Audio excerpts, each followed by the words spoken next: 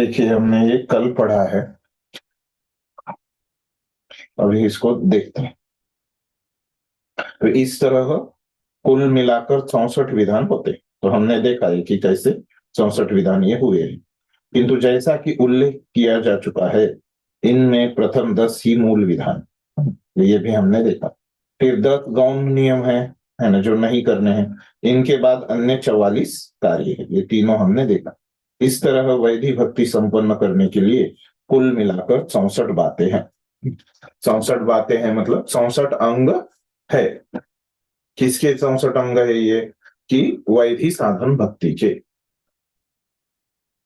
या साधन भक्ति के, ऐसे दोनों के यही है। तो इनमें से 5 बातें अत्यंत महत्वपूर्ण है। तो कौन सी 5 बातें हैं?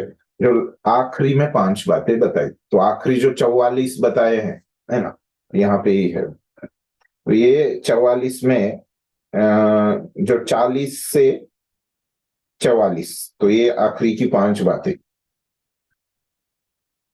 40 से लेके 44 तक। तो कौन सी है ये 5 बातें? तो हिंदी में यहाँ पे बताया है, अर्चा विग्रह की पूजा।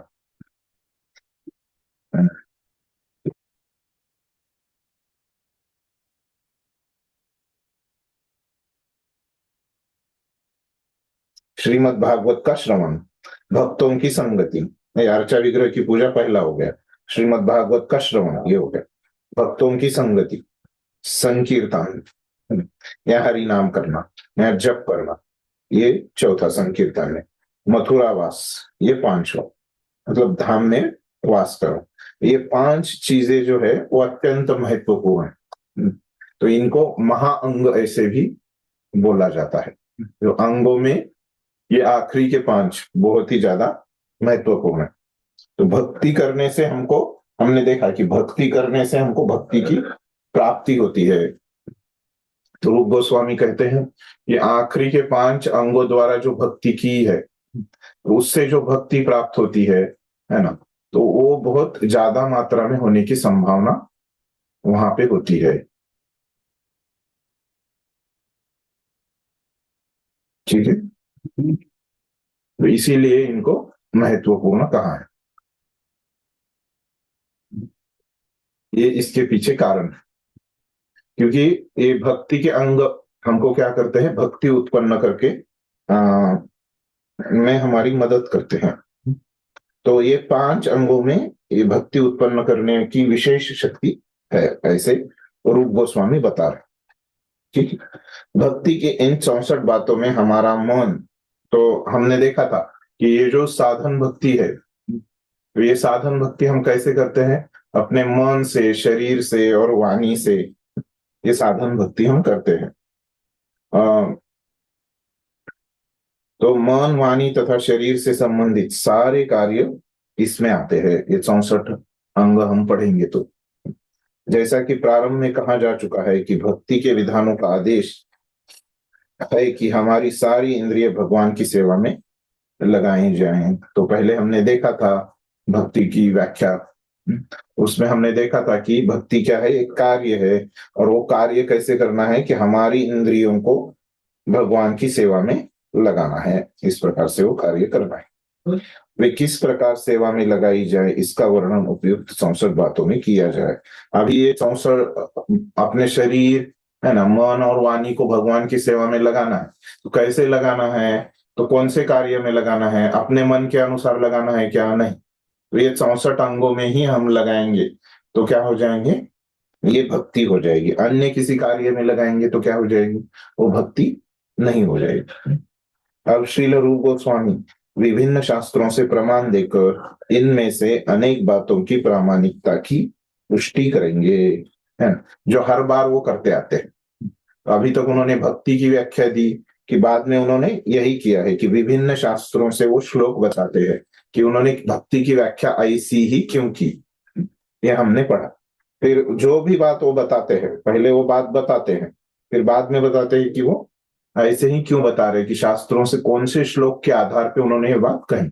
अभी ये जो उन्होंने 64 अंग कहे, तो इसमें शास्त्रों के कौन से 64 श्लोक है, जिससे हमको समझ में आता है कि यही भक्ति है और अन्य भक्ति नहीं है, भक्ति के कार्य नहीं है। ये 64 कार्य ही भक्ति के कार्य हैं। ये अभी 7वें जो अध्याय है, अध्याय संख्या 7 से लेके अध्याय संख्या 13 तक यही बात वो बताते हैं। ये अंगों का महत्व बताते हैं और ये अंगों का विभिन्न शास्त्रों से प्रमाण बताते हैं। तो ये अंगों के बारे में हमको विस्तार से समझ में आ जाएगा उस समय। ये अंग वाकई में क्या अंग है ये, ठीक है, यहां तक सभी को स्पष्ट है। अभी हम अगले अध्याय में प्रवेश करेंगे। तो अगला अध्याय है अध्याय 7। तो कल हमने 75 तक पढ़ लिया था, है? तो पहले 5 में से कोई है पढ़ने के लिए? हरे कृष्णा प्रभु जी, वही पढ़ती हूँ प्रभु। हाँ जी जी, हरे कृष्णा। पढ़िए। भक्ति सिद्धांतों के प्रमाण अंग लक्षण। प्रामाणिक गुरु की शरण में जाना। श्री गुरु पादाश्रय। श्रीमद् भागवत में 11.3.21 महाराज निमिल से प्रवृत्त कहते हैं कि हे राजन, आप इसे निश्चित समझे, इस भौतिक जगत में कहीं कोई सुख नहीं है। यह सोचना निर्भूल है कि यहाँ सुख है, क्योंकि यह जगत क्लेशों से ही पूर्ण है। जो व्यक्ति वास्तविक सुख पाने का सच्चे दिल से इच्छुक है, उसे प्रामाणिक गुरु की खोज करके दीक्षा ग्रहण करनी चाहिए और उसकी शरण में जाना चाहिए। गुरु की पात्रता यही है कि उसे विवेचन तथा तर्क द्वारा शास्त्रों के निष्कर्षों से अवगत होना चाहिए और अन्यों को इन निष्कर्षों के प्रति आश्वस्त कर सकना चाहिए। ऐसे महापुरुष जिन्होंने समस्त सांसारिक कामनाओं को त्याग कर भगवान की शरण ग्रहण की है, उन्हें ही प्रामाणिक गुरु समझना चाहिए। हर व्यक्ति को अपने जीवन उद्देश्य की पूर्ति के लिए ऐसा प्रामाणिक गुरु खोजना चाहिए जिसे वह अपने को आध्यात्मिक आनंद के धरातल पर पहुंचा सके। तात्पर्य यह है कि मनुष्य को चाहिए कि वह ऐसे व्यक्ति को गुरु न बनाए जो एक नंबर का मूर्ख हो, जिसे शास्त्रीय आदेशों के अनुसार दिशा ज्ञात न हो, जिसका चरित्र संदेशास्पद हो, जो भक्ति के सिद्धांतों का पालन न करता हो, अथवा जिसने इंद्रिय तृप्ति करने वाले 6 माध्यमों पर विजय प्राप्त न की हो। इंद्रिय तृप्ति के 6 माध्यम है: जीभ, उपस्थ, उदर, क्रोध, मन तथा शब्द। जिसने इन 6 को वश में करने का अभ्यास किया हो, उसे विश्व भर में शिष्य बनाने की अनुमति है। आध्यात्मिक जीवन में प्रगति के लिए ऐसा गुरु बनाना एक परीक्षा की घड़ी है। प्रामाणिक गुरु की शरण प्राप्त करने वाला भाग्यशाली व्यक्ति बिना किसी संदेह के आध्यात्मिक मोक्ष के मार्ग का पथिक बनता है। गुरु से दीक्षा लेना और उससे उपदेश प्राप्त करना। श्री कृष्ण दीक्षा। प्रबुद्ध मुनि ने हरे राजा से कृष्ण। हरे, मैं म्यूट पे चला गया था, सॉरी। ये यहाँ तक ही रुकिए, मार्ग का पथिक बनता है। तो यहाँ तक ही वो श्लोक हो जाता है और वो पहला अंग। तो पहला अंग क्या है अपना? गुरु पादाश्रय। तो उसके बारे में वो तो यहाँ पे लिखा है, देखिए, प्रामाणिक गुरु की शरण में जाना। तो ये हिंदी में भी लिखा है और संस्कृत में उन्होंने क्या कहा? गुरु पादाश्रय, ये पहला अंग है। उसके लिए प्रमाण उन्होंने कहा लिया है? श्रीमद् भागवत से। भागवत का 11वां स्कंद 3रा अध्याय और 21वां श्लोक। तो ये जो श्लोक लिया है उसका अर्थ क्या है कि जो 9 योगेंद्र है उसमें से एक है, 9 जनों में से एक प्रबुद्ध करके उनका नाम है। तो वो महाराज निमि को पूछ रहे कि हे राजन, आप इसे निश्चित समझे कि भौतिक जगत में कहीं कोई सुख नहीं है। वो बता रहे कि भौतिक जगत में सुख नहीं है। तो गीता में भी हम देखते हैं यहाँ पे सुख नहीं है। यह सोचना नीरी भूल है कि यहाँ सुख है। तो अगर कोई सोचता है कि इस भौतिक जगत में सुख है, तो हमने देखा कि वो कैसे है, वो सुख, भौतिक जगत का सुख कैसे है? क्षणिक सुख है, क्षणिक है। हाँ, क्षणिक है, क्षणभंगुर जी, है ना। तो इसीलिए बोल रहे कि यहाँ पे सुख नहीं। सुख तो है यहाँ पे भौतिक जगत में, लेकिन वो कैसे है? क्षणिक है। तो ज्यादा से ज्यादा, है ना, यहाँ पे भौतिक जगत में जो सुख है उसकी उम्र कितनी है, उसकी आयु कितनी है, जो सुख है भौतिक जगत में है, जो क्षणभंगुर है, मतलब क्या कि वो तो खत्म होने वाला है इस अर्थ से वो है, लेकिन ये ज्यादा से ज्यादा कितना रह सकता है, ये सुख कितना देर तक टिक सकता है। भौतिक जगत का जो सुख है वो ज्यादा से ज्यादा हमारे मृत्यु तक ही टिक सकता है। हाँ, जितने देर हम जीवित है उतनी देर ही ये सुख टिकेगा, उससे ज्यादा ये सुख टिकेगा ही नहीं। हम चले जाएंगे तो ये सुख भी खत्म हो जाएगा, तो इसीलिए इसको क्षणभंगुर कहा है। मायावादी लोग क्या बोलते हैं कि यहाँ पे सुख ही नहीं, लेकिन भक्तों का कहना क्या रहता है, यहाँ पे सुख है लेकिन क्या है कि उसकी जो आयु है ना, उम्र जो है वो बहुत ही कम है ना, वो खत्म हो जाता है। ठीक है, क्योंकि यह जगत क्लेशों से ही पूर्ण है। क्यों ऐसे है, इसको बनाया ही वैसे गया है, क्लेशों से पूर्ण, दुखों से पूर्ण। जो व्यक्ति वास्तविक सुख पाने का सच्चे दिल से इच्छुक है उसे प्रामाणिक गुरु की खोज करके दीक्षा ग्रहण करनी चाहिए और उसकी शरण में जाना चाहिए।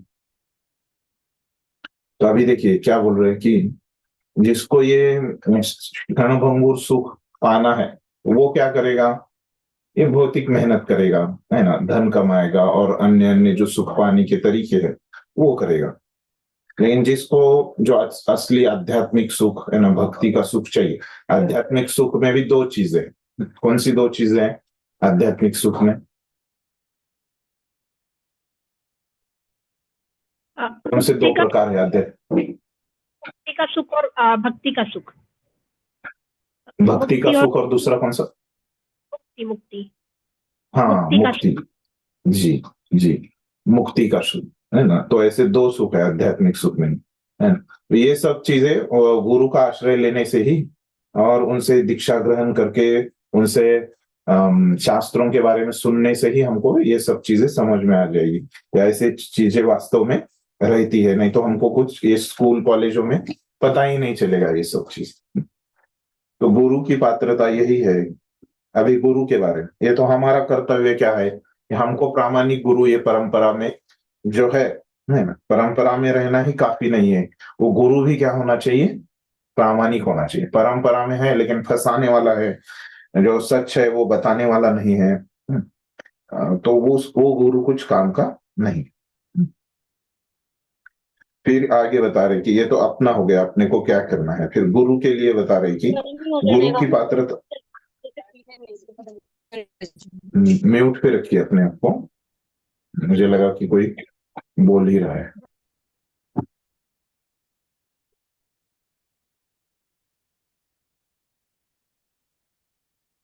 अभी गुरु के लिए योग्यता बता रहे कि गुरु की पात्रता यही है कि उसे विवेचन तथा तर्क द्वारा शास्त्रों के निष्कर्षों से अवगत होना चाहिए और अन्य को इन निष्कर्षों के प्रति आश्वस्त कर सकना चाहिए। तो ये आपने आपके आईडीसी कोर्स में भी देखा होगा कि क्या क्या गुरु की पात्रताएं हैं, है ना। तो वही यहाँ पे दोहरा है कि गुरु को क्या करना चाहिए कि विवेचन तथा तर्क द्वारा शास्त्रों को निष्कर्षों से अवगत होना चाहिए। जो शास्त्रों में बातें कही गई हैं तो वो गुरु को ने खुद पहले परंपरा में समझनी चाहिए, खुद समझनी चाहिए।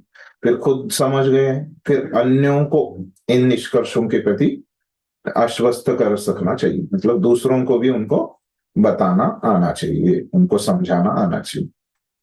तो ऐसे महापुरुष जिन्होंने समस्त सांसारिक कामनाओं को त्याग कर भगवान की शरण ग्रहण की है उन्हें ही प्रामाणिक गुरु समझना चाहिए।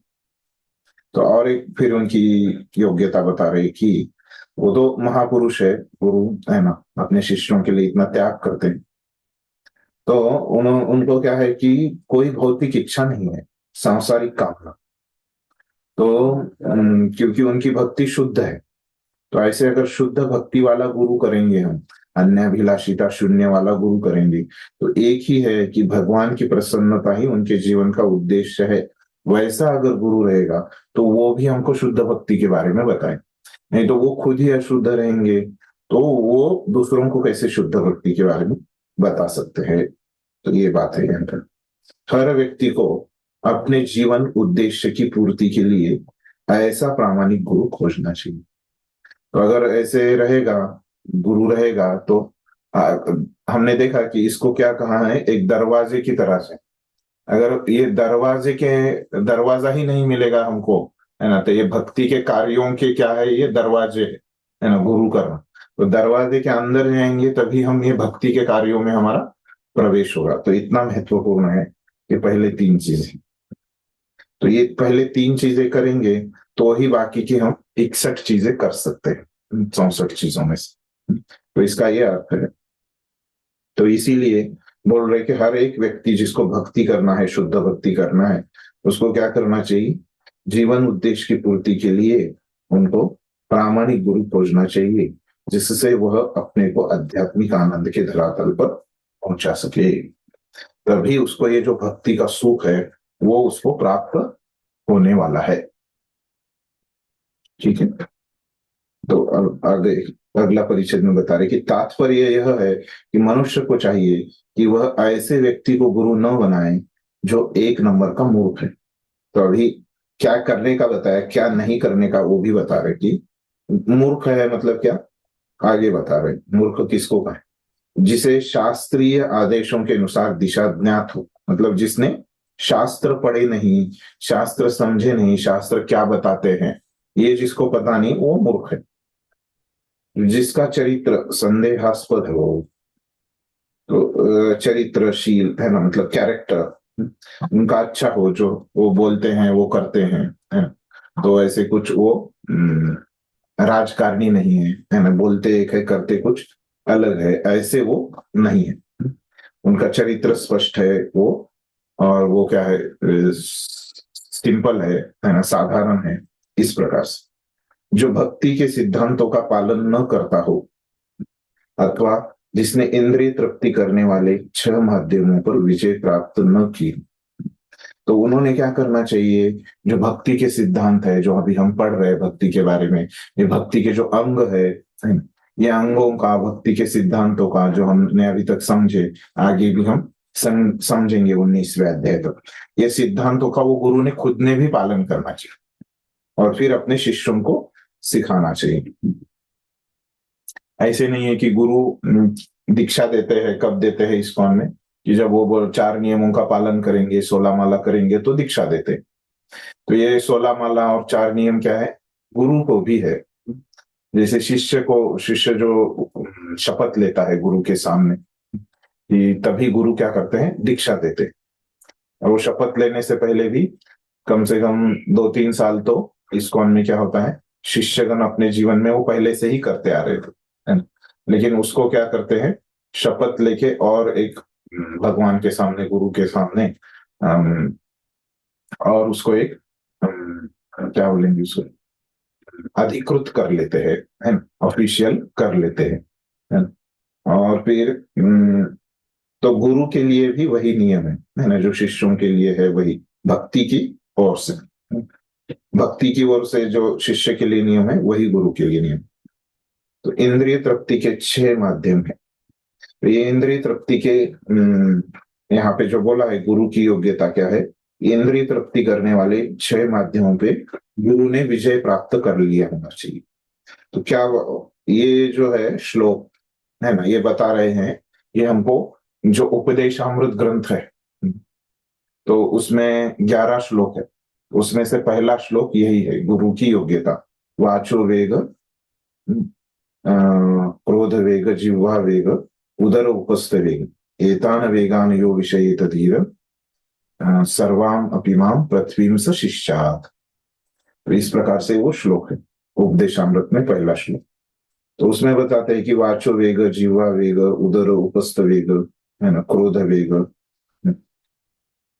मन का जो वेग, वाचो वेग, मन वेग, क्रोध वेग, है ना। तो ये सब जो 6 वेग है, तो वेग मतलब क्या है कि इनको जैसे हम बोलते हैं ना कि वेग मतलब लगाम, तो इनको जैसे घोड़े को हम लगाम लगाते हैं, तो उससे क्या होता है, लगाम से वो घोड़ा नियंत्रित हो जाता है। तो ये वेग जो संस्कृत शब्द है उसका लगाम ही अर्थ होता है। तो मतलब ये 6 चीजें जैसे जिह्वा है, उपस्थ, उदर, क्रोध, मन है ना, और शब्द। तो वाचो वेग जो है उसको शब्द बोला। तो इनको वो क्या करता है, नियंत्रित करता है, जिससे इन 6 को वश में करने का अभ्यास किया हो उसे विश्व भर में शिष्य बनाने की अनुमति है। तो वो बताते हैं कि कौन जो है व्यक्ति शिष्य बना सकता है, जिसने ये 6 वेगों पे नियंत्रण कर लिया है वही गुरु बन सकता है। तो आध्यात्मिक जीवन में प्रगति के लिए ऐसा गुरु बनाना एक परीक्षा की घड़ी है। तो ये गुरु का जो चुनाव करना है ये एक परीक्षा की घड़ी है। मतलब बताने की बात क्या है कि ये थोड़ा सा मुश्किल कार्य रहता है गुरु चुनने का। तो परीक्षा में कैसे रहता है, थोड़ा मुश्किल रहता है। कोई भी परीक्षा रहे उसका सामना करना उतना आसान नहीं रहता। तो यही बात है कि ये बहुत हमको इसमें बहुत सतर्कता बरतनी चाहिए जब हम गुरु का निर्णय कर रहे हैं, है ना। इसका गांभीर्य समझने से इस प्रकार लिख रहे हैं कि ये परीक्षा की घड़ी है।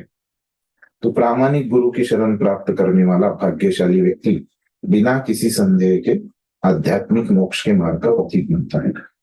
तो ऐसे अगर हमारे गुरु होंगे तो वो जरूर हमको अच्छा मार्गदर्शन हमेशा करते रहेंगे। तो इसीलिए है कि हमको भक्ति के बारे में सही ज्ञान हमको प्राप्त होगा, और सही ज्ञान अगर हमको प्राप्त होगा तो हम सही दिशा में जा सकते हैं।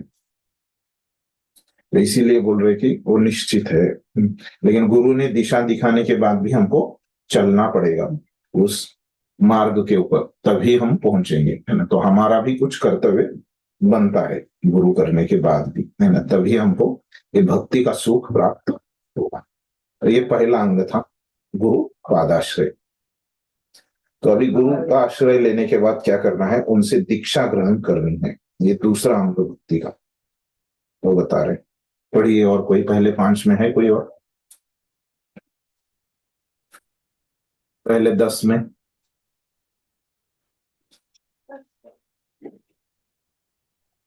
हरे कृष्णा प्रभु जी, दंडवत प्रणाम। प्रभु जी पढ़ूं क्या मैं?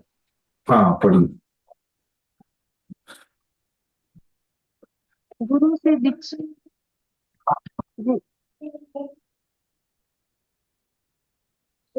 आवाज नहीं आ रहा है। पढ़ रही हूँ प्रभु, 1 मिनट। गुरु से दीक्षा लेना और उससे उपदेश प्राप्त करना। श्री कृष्ण की दीक्षा। प्रबुद्ध मुनि ने राजा से आगे इस प्रकार कहा, हे राजन, शिष्य को गुरु रूप में ही नहीं अपितु भगवान और परमात्मा के प्रतिनिधि के रूप में स्वीकार करना होता है। दूसरे शब्दों में, शिष्य को चाहिए कि गुरु को ईश्वर रूप माने, क्योंकि गुरु कृष्ण का ब्रह्म स्वरूप होता है। इसकी पुष्टि हर शास्त्र में हुई है।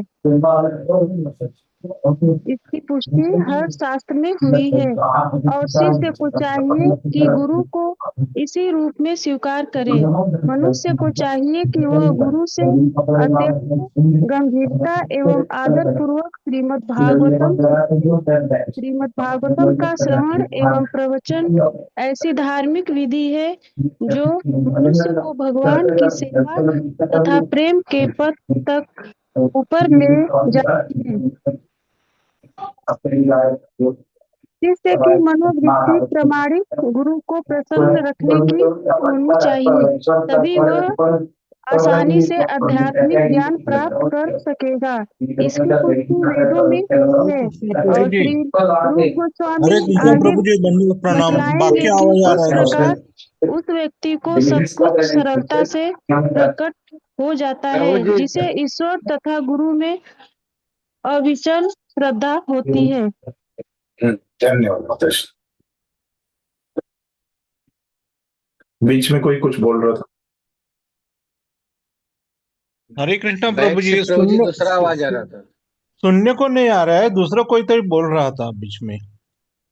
ओके, वही कौन कुछ क्या बोल रहा था पता। ठीक है, यहाँ पे तो अभी हम पढ़ेंगे तो आपको समझ में आ जाए। तो अभी जो दूसरा अंग है अपना कि श्री कृष्ण दीक्षा, तो क्या है हिंदी में इसका अर्थ? तो गुरु से दीक्षा लेना और उससे उपदेश प्राप्त करना। गुरु से, है ना, उससे मतलब गुरु से उपदेश प्राप्त करना। इसके लिए प्रमाण बता रहे हैं। ये जो प्रमाण यहाँ पे बता रहे हैं ये भी 11वें स्कंद का ही प्रमाण है। इसका श्लोक संख्या मैं आपको बताता हूं। तो 11वें स्कंद का तीसरे अध्याय का 22वां श्लोक है। पिछले इसमें 21वां श्लोक बताया, यहाँ पे प्रमाण के रूप में वो 22वां उसका अगला श्लोक। तो प्रबुद्ध मुनि ही कह रहे हैं ये श्लोक भी, है ना, महाराज निमि को। वो क्या कह रहे हैं? शिष्य को गुरु रूप में ही नहीं, है ना, तो गुरु रूप में तो है, हमारा मार्गदर्शन करने वाले भक्ति में वो है, अपितु भगवान और परमात्मा के प्रतिनिधि के रूप में स्वीकार करना होता है। तो गुरु जो होते हैं वो भगवान के प्रतिनिधि होते हैं। इसी को आसान शब्दों में प्रभुपाद बता रहे कि शिष्य को चाहिए कि गुरु को ईश्वर रूप में माने। तो भगवान के प्रतिनिधि, है ना, तो वो भगवान ही कैसे हैं? तो कैसे हम इसको समझ सकते हैं? तो जैसे हम बोलते हैं ना कि जो सरकार है, तो जो हमारा देश चलाती है वो सरकार रहती। तो सरकार का जो प्रतिनिधि हमारे, अगर हम गांव पे रहते हैं तो सरपंच जो रहता है वो सरकार का प्रतिनिधि रहता है। तो कभी कभी ये सरपंच, है ना, मुख्यमंत्री, ऐसे लोगों को सरकार भी बोलते हैं लोग, है ना। तो वही अर्थ है यहाँ पे। तो सरकार तो अलग है, लेकिन ये उनके प्रतिनिधि होने से वो क्या होते हैं, उनको भी ईश्वर जैसे ही मान लेते हैं। लेकिन गुरु बोलता नहीं कि मुझे ईश्वर बोलो, तो गुरु तो बोलता है कि ईश्वर तो कृष्ण ही है ना, भगवान तो कृष्ण ही। अगर गुरु बताएगा कि मुझे ईश्वर बोलो तो वो क्या हो जाएगा? वो प्रामाणिक गुरु नहीं रहेगा। ये आपने बहुत बार सुना होगा।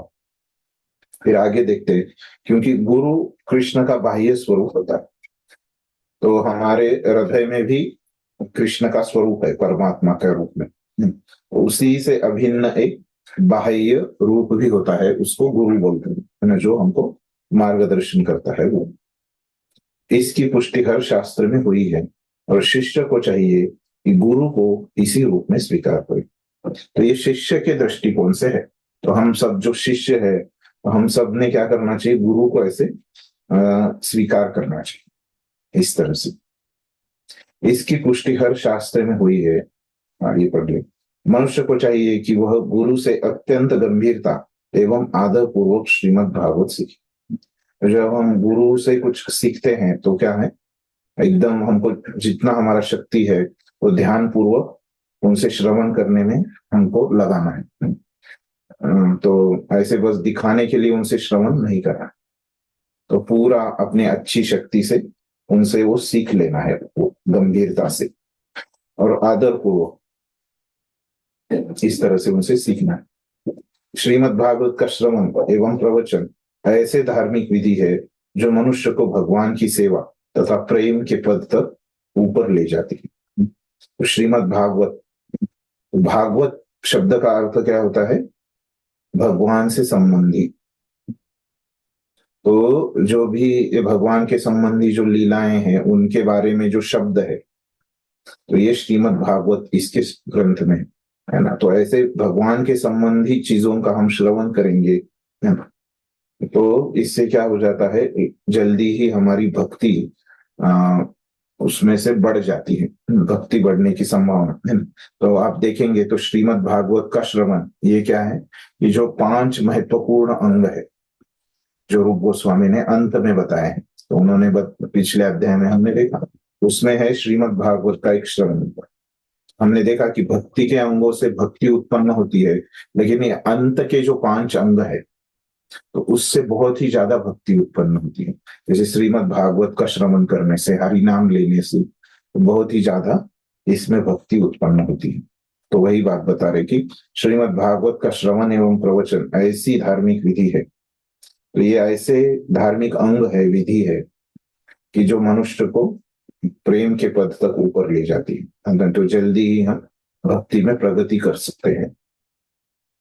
शिष्य की मनोवृत्ति प्रामाणिक गुरु को प्रसन्न रखने की चाहिए। तो शिष्य के लिए और एक चीज बता रहे कि हमारी जो मनोवृत्ति होती है वो गुरु को प्रसन्न करने की चाहिए, तभी वह आसानी से आध्यात्मिक ज्ञान प्राप्त कर सकेगा। तो ऐसी अगर हमारी मनोवृत्ति नहीं है प्रसन्न करने की गुरु को, तो हमने देखा कि क्यों बोल रहे हैं इसे गुरु को प्रसन्न करने की मनोवृत्ति, क्योंकि हमने देखा कि हमारी जो भक्ति है वो कैसे होना चाहिए, अनुकूल होना चाहिए। तो अनुकूल क्या है, मतलब प्रसन्न करने की, है ना, उनको फेवरेबल होना चाहिए, है ना, उनके अनुकूल मतलब प्रसन्न करने की मतलब क्या, फेवरेबल, उनकी अनुकूल होनी चाहिए। तो अगर ये अनुकूल नहीं है तो क्या हो जाएगा, वो शुद्ध भक्ति होगी नहीं, क्योंकि क्या हो जाएगा, कृष्ण शब्द का अर्थ क्या बताया हमारे आचार्यों ने, एक तो कृष्ण है, उनके कोई भी कृष्ण से संबंधित है, तो गुरु क्या है, कृष्ण के संबंधित है। तो गुरु को अनुकूल नहीं रहेगा तो क्या हो जाएगी, वो शुद्ध भक्ति नहीं होगी। तो इसीलिए हमारा मनोभाव क्या होना चाहिए, हमेशा गुरु को क्या करना, प्रसन्न करने का। जो गुरु बात कह रहे हैं, है ना, तो वो उनके उपदेशों को कैसे पूरा किया जाए, यही हमारा मनोवृत्ति मनोभाव होना चाहिए, तभी वह आसानी से आध्यात्मिक ज्ञान प्राप्त कर सकेगा। तो ये शुद्ध भक्ति करेंगे तो ही क्या हो जाएगा, उससे ज्ञान और वैराग्य उत्पन्न होते हैं, हमने देखा। तो ये अगर शुद्ध भक्ति करेंगे तो ही ये आध्यात्मिक ज्ञान, वैराग्य, सुख, है ना, जो भी भक्ति के लक्षण है ये हमको प्राप्त हो, है ना। हम शुद्ध भक्ति नहीं करेंगे तो क्या हो जाएगा, समय लगेगा, वो भी हमने देखा। मिश्र भक्ति करेंगे तो क्या हो जाएगा, मिश्र भक्ति करेंगे तो भी हमारी शुद्धि हो जाएगी, इन समय लगेगा उसमें, फिर एक दिन हम शुद्ध भक्ति में आएंगे। तो हमने देखा कि 4 प्रकार के जो लोग है ना, तो आर्तो, जिज्ञासु, अर्थार्थी और ज्ञानी। तो ये लोग क्या मिश्र भक्ति करते हैं और शुद्ध होके फिर वो साधन भक्ति में प्रवेश करते हैं, वो योग्यता प्राप्त करते हैं। फिर क्या हो जाएगा, हमको कितने जन्म लगेंगे शुद्ध होने को वो पता नहीं, मिश्र भक्ति करेंगे, फिर वो मिश्र भक्ति से शुद्ध भक्ति आएंगी, फिर हम शुरू करेंगे। तो इसीलिए अच्छा है कि हम पहले से शुद्ध भक्ति करेंगे तो जल्दी हम भगवान का प्रेम प्राप्त कर सकते हैं। तो इसकी पुष्टि वेदों में हुई है, और श्री रूप गोस्वामी आगे बताएंगे कि किस प्रकार उस व्यक्ति को सब कुछ सरलता से प्रकट हो जाता है, जिसे ईश्वर तथा गुरु में अविचल श्रद्धा होती है।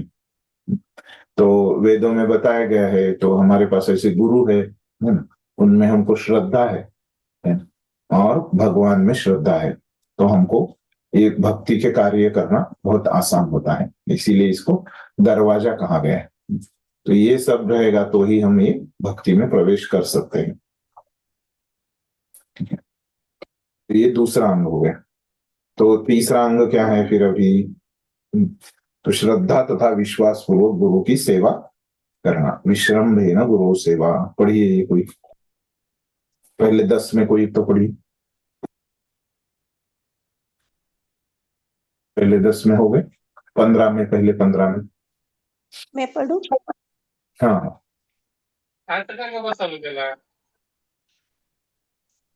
श्रद्धा तथा विश्वास पूर्वक गुरु की सेवा करना। गुरु से दीक्षा लेने के विषय में श्रीमद् भागवत में 11.17.27 भगवान श्री कृष्ण का कथन है, हे उद्धव, गुरु को मेरा प्रतिनिधि ही नहीं अपितु साक्षात मेरा स्वरूप ही मानना चाहिए। उसे कभी भी सामान्य पुरुष नहीं मानना चाहिए, न ही सामान्य पुरुष की भांति उससे द्वेष रखना चाहिए। गुरु को सदैव भगवान के प्रतिनिधि के रूप में देखना चाहिए और उसकी सेवा करने से सारे देवताओं हो जाती है। देवताओं की सेवा हो जाती है, देवताओं की सेवा हो जाती है। धन्यवाद। तो देखिए अभी यहाँ पे क्या बता रहे कि ये तो गुरु की सेवा, विश्रम्भेन गुरु सेवा, तो ऐसे भगवान ने खुद कहा है, तो इसीलिए ये भक्ति का अंग है। तो भगवान क्या बोल रहे हैं कि गुरु को मेरा प्रतिनिधि मानो, वो मेरा ही स्वरूप है। कभी भी सामान्य पुरुष नहीं मानना चाहिए। गुरु कभी सामान्य व्यक्ति नहीं, न ही सामान्य पुरुष की भांति उससे द्वेष रखना चाहिए। तो उनको भगवान का ही प्रतिनिधि हमको मानना है। तो गुरु को सदैव भगवान के प्रतिनिधि के रूप में देखना चाहिए और उसकी सेवा करने से सारे देवताओं की सेवा हो जाती है। तो गुरु की सेवा करने से ऐसे सभी देवताओं की सेवा हो जाती है।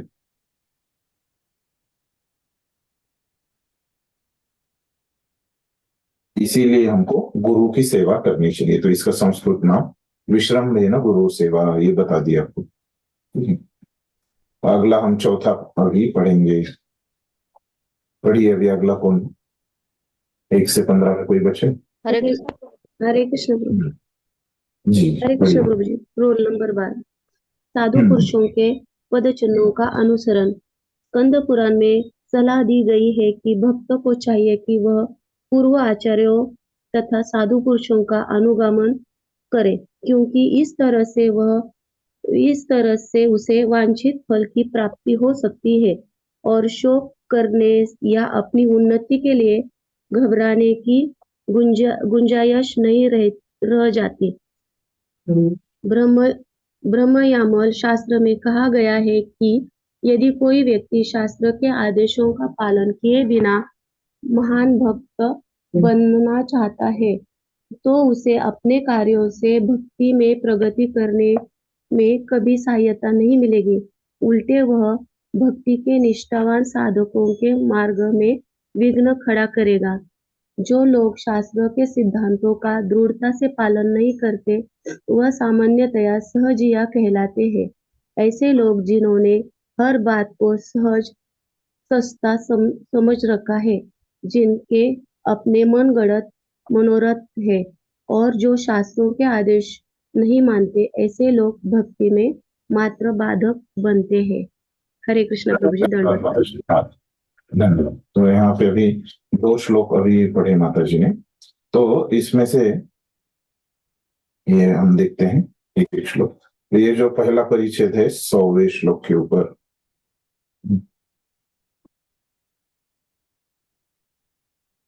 तो ये यहाँ पे इस अंग में जरा 2-3 श्लोक उन्होंने बताए। तो चौथा अंग हमने देखा कि साधु पुरुषों के पद चिन्हों का अनुसरण है। तो इसका संस्कृत क्या है कि साधु वर्तमानम है ना, ये बताया था मैंने आपको। सॉरी, वर्तनम, ऐसे वर्तनम। तो इसमें जो पहला श्लोक अभी ले रहे प्रमाण के रूप में, वो कहाँ से ले रहे? स्कंद पुराण में। स्कंद पुराण से जो श्लोक लिया है, तो उसमें क्या बता रहे वो श्लोक में कि सलाह दी गई है कि भक्त को चाहिए कि वह पूर्व आचार्यों तथा साधु पुरुषों का अनुगमन करे।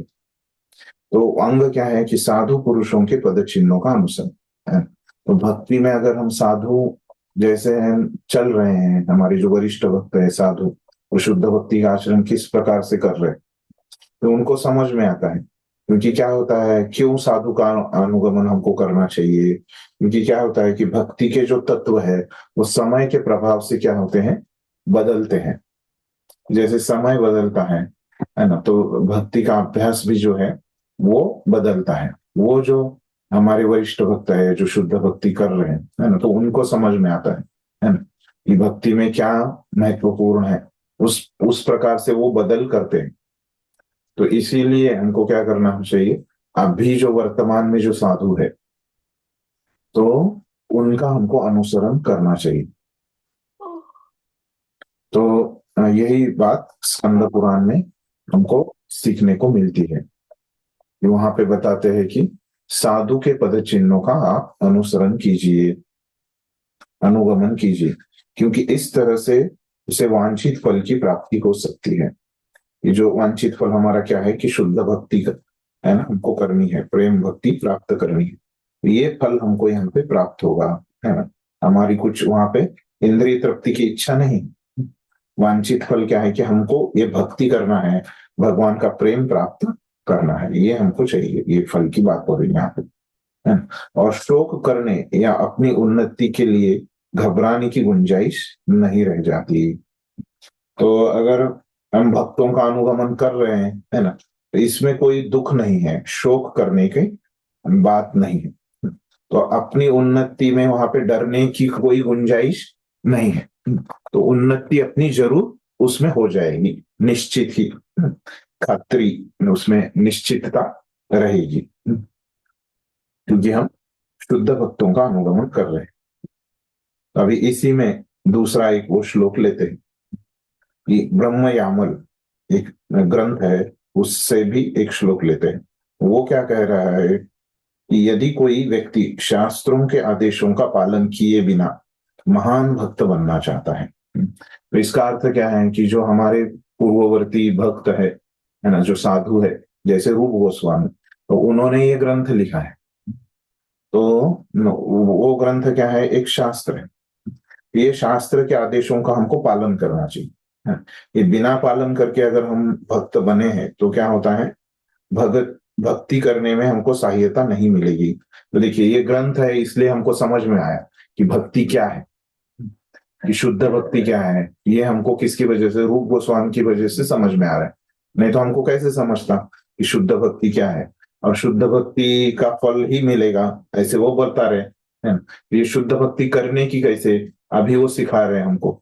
नहीं तो ये नहीं बताते तो हमको सहायता कैसे मिलती भक्ति करने में। उल्टे वह भक्ति के निष्ठावान साधकों के मार्ग में विघ्न खड़ा करेगा। तो अगर हम ऐसे ये आचार्यों का नहीं सुनेंगे तो क्या हो जाएगा, हमारे रास्ते में बहुत विघ्न आएंगे, है ना। एक तो हमको समझेगा नहीं कि भक्ति क्या है, और वो करने की कैसी तो बहुत ही दूर का विषय रह जाए। जो लोग शास्त्रों के सिद्धांतों का दृढ़ता से पालन नहीं करते,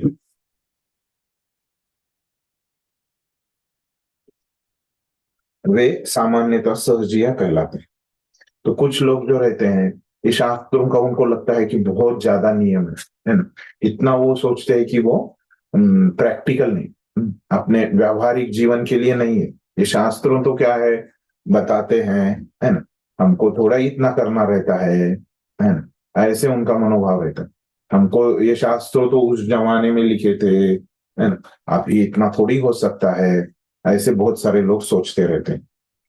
तो ये क्या है, उनका जो मनोभाव है, चीजों को वो सहज ले रहे, सहजता से ले रहे। भक्ति जो इतना गंभीर विषय है ना, जो सबसे ऊंचा सुख हमको देने वाला है, हम सुख पाने के लिए कितना मेहनत करते हैं, है ना। ये भौतिक सुख पाने के लिए हमको पता है कि वो कितना मेहनत करना पड़ता है, और ये सुख तो क्या है कि क्षणभंगुर है, नहीं? तो हमने देखा, तो वो आध्यात्मिक सुख और उसमें भी वो भक्ति का सुख, है ना, तो ये तो ऊंचा है, तो उसके लिए तो हमको कितना मेहनत करना पड़ेगा। तो ये लोग नहीं समझते, इन वो सोचते हैं कि उसको तो सहजता से ले लेते भक्ति को, है ना, वो गंभीरता से उसको नहीं लेते। तो ऐसे लोग जिन्होंने हर बात वो सहजता, है ना, कुछ लोग आपने देखा होगा कि स्कूल में भी हमारे साथ रहते हैं, जब हम जॉब करते हैं तो भी हमारे साथ रहते हैं। तो चीजों को सहज लेने की उनको आदत ही रहती है। तो सहज मतलब इसका अर्थ सस्ता, ऐसे उसको ले लेते हैं। तो वो स्वभाव से ही इस चीजों को सहज करते हैं। लेकिन जिनके अपने मनगढ़ंत मनोरथ है और जो शास्त्रों के आदेशों को नहीं मानते, ऐसे लोग भक्ति में मात्र बाधक बनते। तो ऐसे जो लोग हैं वो भक्ति में मदद नहीं करते, लेकिन एक बाधा बन जाते हैं। ठीक, अगला पढ़िए। कोई 1 से 15 में कोई बचा हरे है? कृष्ण प्रभु। जी जी पढ़िए। 16 नंबर पढ़िए।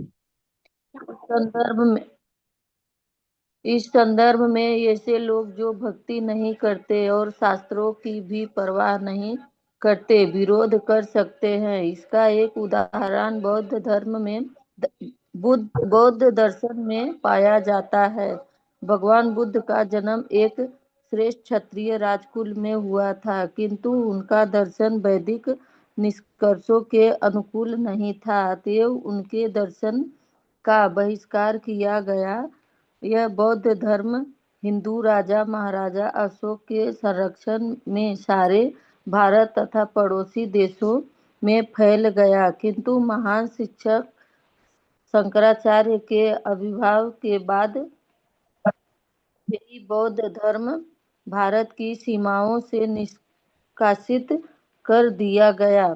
शास्त्रों की परवाह न करने वाले बौद्ध या अन्य धर्मावलंबी कभी कभी यह कहते सुने जाते हैं कि भगवान बुद्ध के अनेक भक्त हैं जो उनके भक्ति करते हैं, अतएव उन्हें भक्त माना जाना चाहिए। इस तर्क के उत्तर में रूप गोस्वामी कहते हैं कि बुद्ध के अनुयायियों को भक्त नहीं कहा जा सकता। यद्यपि भगवान बुद्ध को कृष्ण का अवतार माना जाता है, किंतु ऐसे अवतारों के अनुयायियों का वेद ज्ञान बढ़ा चढ़ा नहीं होता। वेदों के अध्ययन का अर्थ है कि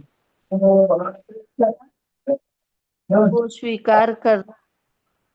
अतएव जो भी धार्मिक सिद्धांत भगवान की श्रेष्ठता को नकारता है वह स्वीकार्य नहीं है और नास्तिकवाद कहलाता है।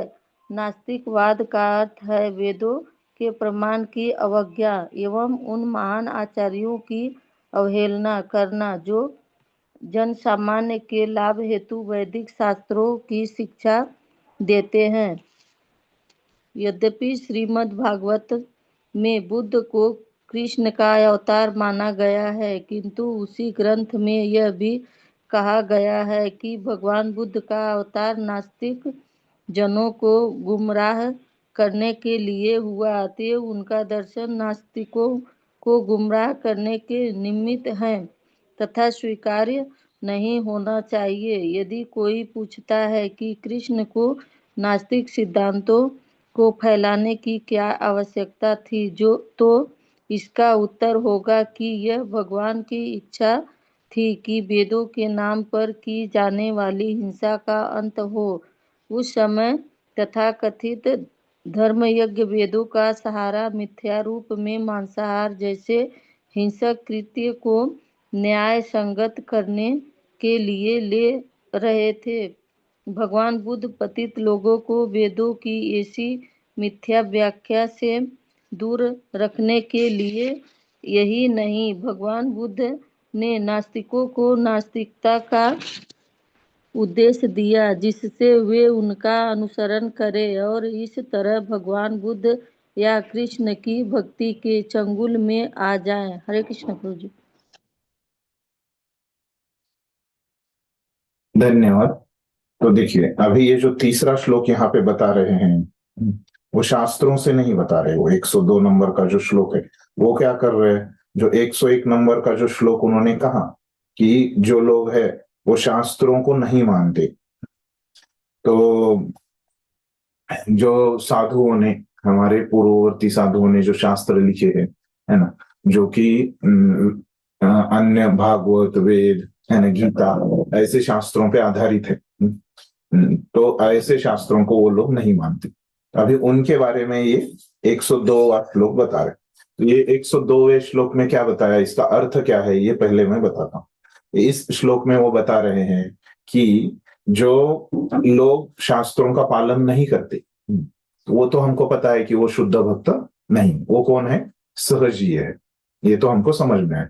तो अभी देखिए, ये जो सहजीय है वो तो उनका असली रूप हो गया सहजीय, लेकिन हमको बाहर से अगर वो सहजीय को देखेंगे हम, तो ऐसे लगता है कि ये सहजीय लोग क्या कर रहे हैं, भक्ति कर रहे हैं, ऐसे कभी कभी प्रतीत होता है ना। वो सच्चाई नहीं है, लेकिन ऐसे बाहर से भौतिक दृष्टि से ऐसे लगता है कि उनकी जो भक्ति है वो सही है ना। अगर हम शास्त्रों के तत्व हमको पता है तो हमको समझ में आ जाएगा, ये तो शास्त्रों में नहीं कहा है, लेकिन लगता है ऐसे, है ना। जिनको शास्त्रों के तत्व पता नहीं उनको लगता है कि बाहर के देखने से ये भक्त भी शुद्ध भक्त है, बाहर के देखने नजरिए से, भौतिक नजरिए से। जिन्होंने शास्त्र पढ़े हैं तो उनको तो समझ में आ जाएगा। शास्त्र जिन्होंने पढ़े नहीं है तो उनको लगता है कि ऐसे जो लोग हैं जो शास्त्रों का पालन नहीं कर रहे, वो लोग भी शुद्ध भक्ति कर रहे।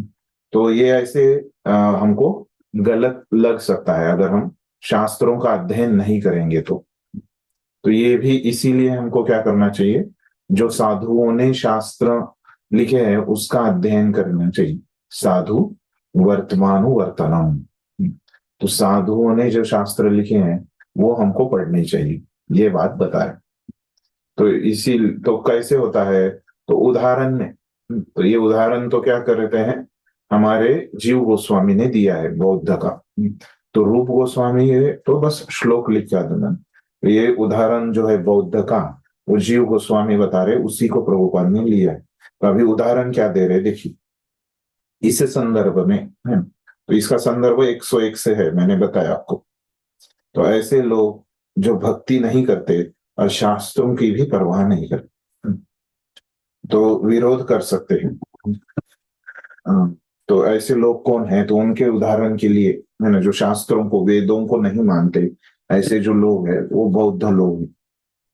तो ये बौद्ध जो लोग हैं वो वेदों को नकारते हैं। तो भगवान बुद्ध का जन्म एक श्रेष्ठ क्षत्रिय राजकुल में हुआ था, किंतु उनका दर्शन वैदिक निष्कर्षों के अनुकूल नहीं था। तो उनका जन्म तो अच्छे कुल में हुआ था, श्रेष्ठ कुल में, लेकिन उनका जो तत्वज्ञान है, दर्शन मतलब उनका तत्वज्ञान, फिलॉसफी, तो ये जो वेदों के विरुद्ध था, अनुकूल नहीं था, प्रतिकूल था। अतएव उनके दर्शन का बहिष्कार किया जाएगा। तो इसीलिए ये वेदों को सम्मत नहीं है, अनुकूल नहीं है, इसको इसलिए हमने उनको त्याग देना चाहिए। यह बौद्ध धर्म हिंदू राजा महाराज अशोक के संरक्षण में सारे भारत तथा पड़ोसी देशों में फैल गया। तो इसका प्रचार किसने किया, बाद में राजा अशोक ने किया। किंतु महान शिक्षक शंकराचार्य के आविर्भाव के बाद यही बौद्ध धर्म भारत की सीमाओं को निष्कासित कर दिया गया। लेकिन ये शंकराचार्य ने बाद में ये बौद्ध धर्मों को भी उन्होंने बंद कर दिया। तो शास्त्रों की परवाह न करने वाले बौद्ध या अन्य धर्मावलंबी कभी कभी यह कहते सुने जाते हैं कि भगवान बुद्ध के अनेक भक्त हैं जो उनकी भक्ति करते हैं। तो शास्त्रों की जिन्होंने पढ़ाई नहीं की है ना, पढ़ाई करके जो शास्त्रों को मानते नहीं, उनकी परवाह नहीं करते है ना, तो ऐसे जो लोग हैं तो उनको लगेगा कि वो बौद्ध लोग जो कर रहे हैं वो भी भक्ति है, ऐसे उनको लगेगा। ये गलत है। अतएव उन्हें भक्त माना जाना चाहिए, ऐसे उनको लगेगा। तो इस तर्क के उत्तर में रूप गोस्वामी उनको लग रहा है, लेकिन रूप गोस्वामी क्या बता रहे हैं कि बौद्ध के अनुयायी को भक्त नहीं कहा जा सकता।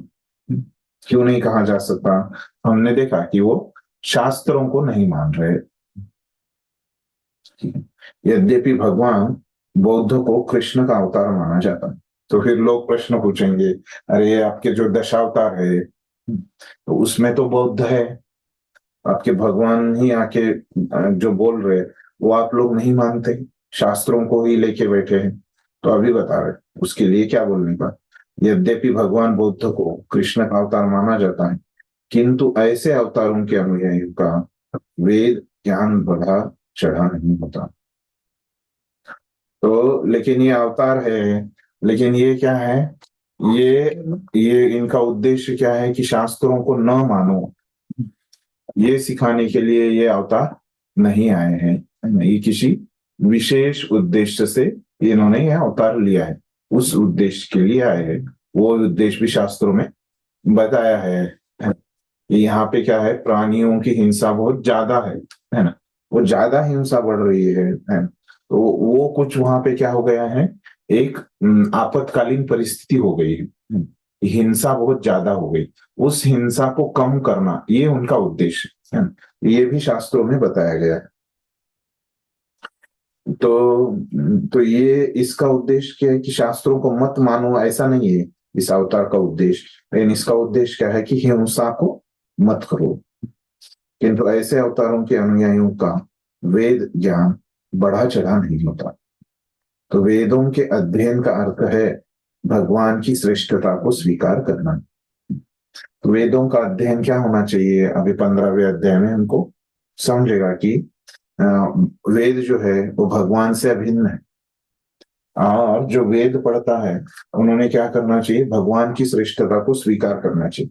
लेकिन ये लोग क्या करते हैं, भगवान की श्रेष्ठता को स्वीकार नहीं, उसको नकार देते हैं। तो इसीलिए ये बौद्ध धर्म क्या है, नास्तिक है, नास्तिक धर्म। नास्तिकवाद का अर्थ है वेदों के प्रमाण की अवज्ञा। मतलब जो वेदों को नहीं मानते वो नास्तिक है। ये भी एक नास्तिक की व्याख्या है। जो भगवान को नहीं मानते वो भी नास्तिक है, लेकिन जो शास्त्रों को, वेदों को नहीं मानते वो भी नास्तिक है। आचार्यों की अवहेलना करना, जो आचार्यों को नहीं मानते, तो ये भी क्या है, एक नास्तिकवाद है।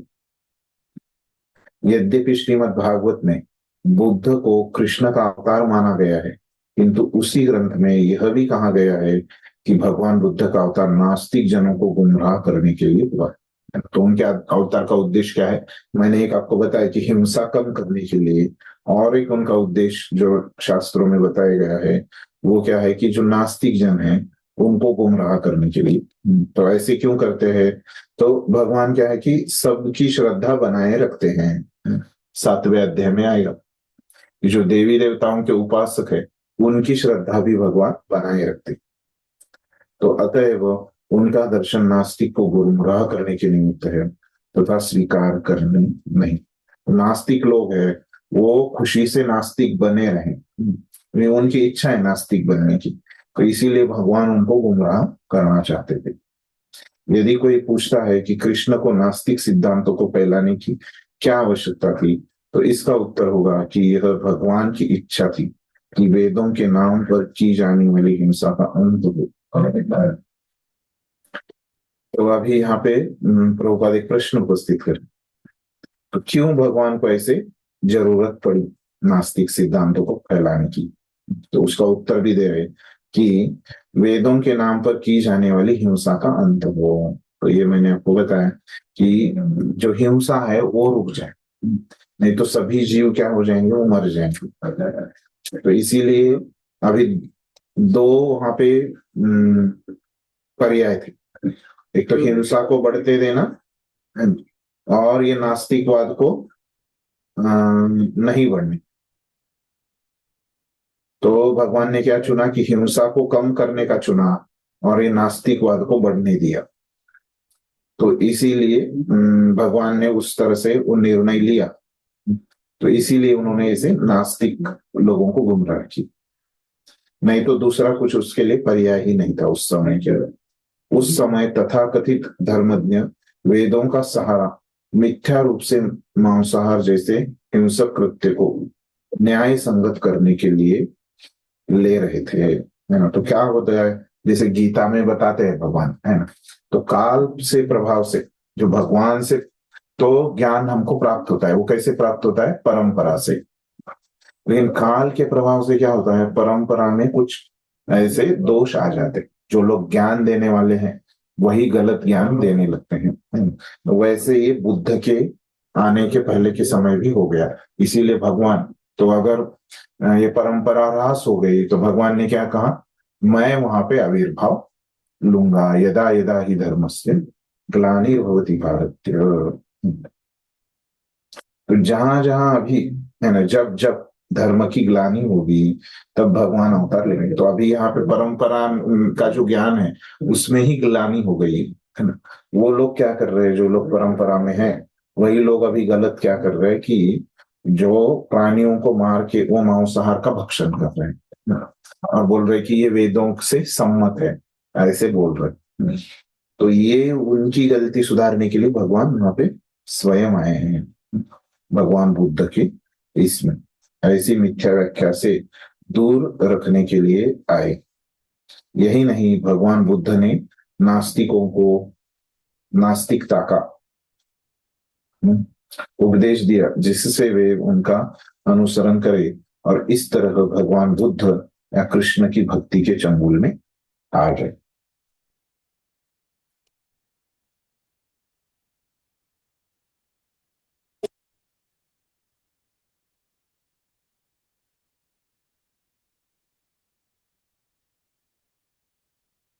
इस तरह से ये साधु का वर्तमान करना, ये कैसे भक्ति का अंग है, ये चौथा अंग उन्होंने यहाँ पे बताया है। तो उसके बाद ये 5वां अंग बता रहे हैं। पढ़िए कोई। हरे कृष्णा बोलिए। 19 नंबर पढ़ो, जी 19 जी नंबर पढ़ो। जी जी। शाश्वत धार्मिक सिद्धांतों के विषय में जिज्ञासा। नारदी पुराण में कहा गया है, जो भक्त के विषय में सचमुच गंभीर है उसके सारे कार्य अविलंब पूरे होंगे। कृष्ण की तुष्टि के लिए प्रत्येक भौतिक त्याग के लिए तैयार होना पद्म पुराण में उल्लेख है। जिस व्यक्ति ने अपने भौतिक इंद्रिय भोग त्याग दिए हैं और भक्त के सिद्धांतों की स्वीकार कर लिया है, उसे विष्णु लोक का ऐश्वर्य प्राप्त होगा। इस स्थान में निवास। स्कंद पुराण में यह भी कहा गया है कि जो व्यक्ति नहीं द्वारका नहीं में बस ठीक है प्रभु जी। हरे हाँ, कृष्ण। ठीक। हरे कृष्ण। धन्यवाद धन्यवाद। तो अभी ये जो पांचवा अंग है शाश्वत धर्म सिद्धांतों के बारे में जिज्ञासा, है ना, तो इसको संस्कृत में नाम क्या है कि सद्धर्म पृच्छा। तो जो धर्म है, सच धर्म है, सचमुच जो गंभीर है, उन्होंने धर्म के विषय में जिज्ञासा करनी चाहिए। तो इनका संस्कृत नाम मैंने पहले ही आपको बता दिया है, सद्धर्म पृच्छा। तो ये नारदीय पुराण में श्लोक आता है, जो भक्ति के विषय में सचमुच गंभीर है उसके सारे कार्य अविलंब पूरे होंगे। तो जो गंभीर है मतलब क्या है कि जो प्रश्न पूछता है, जिज्ञासा करता है। तो जिज्ञासा करना ये क्या है, गंभीर विद्यार्थी का एक लक्षण है ना। जिज्ञासा नहीं करने वाला भी गंभीर हो सकता है, लेकिन यहाँ पे बता रहे कि जिज्ञासा करने वाला तो गंभीर है ही, है ना, ये हमको समझ में आता है। तो ये अंग है। तो भक्ति के बारे में आप कुछ प्रश्न पूछते हैं तो ये भी क्या होता है, भक्ति का अंग हो जाता है जी। ये पांचवा है। तो छठा जो है उसको बोल्ड नहीं किया है अपनी किताब में, लेकिन ये थोड़ा इसीलिए दो, ये जो है ये छठा है ना। क्या है ये, कृष्ण की तुष्टि के लिए प्रत्येक भौतिक त्याग के लिए तैयार है। तो इसका संस्कृत क्या है आपको बताया था मैंने कि कृष्णार्थ कृष्णार्थे भोगादि त्यागो। तो कृष्ण के लिए, है ना, कोई चीज, कृष्ण की तुष्टि के लिए किसी चीज का त्याग करना। तो अपने मन से त्याग नहीं करना किसी चीज का। उससे अगर कृष्ण प्रसन्न होते हैं तो ही उसका त्याग वो भक्ति का अंग होगा, नहीं तो नहीं होगा। इसके लिए पद्म पुराण में श्लोक है। तो वो क्या है श्लोक, जिस व्यक्ति ने अपने भौतिक इंद्रिय भोग त्याग दिए हैं और भक्ति के सिद्धांतों को स्वीकार कर लिया है, उसे विष्णु लोक का ऐश्वर्य प्राप्त होता है। तो जो यहाँ पे त्याग करता है तो उसको विष्णु लोक का ऐश्वर्य प्राप्त होता है, मतलब वो उसकी भक्ति बढ़ती है, वो भगवान के धाम में चला जाता है। तो ये कितना हो गया, ये 103वां श्लोक हो गया और ये 104वां श्लोक हो गया। तो अभी इसके बाद वाला जो है वो कितना होगा, 7वां, ये भक्ति का अंग होगा। अगला पढ़िए, 1 से 25 में भी पढ़िए कोई।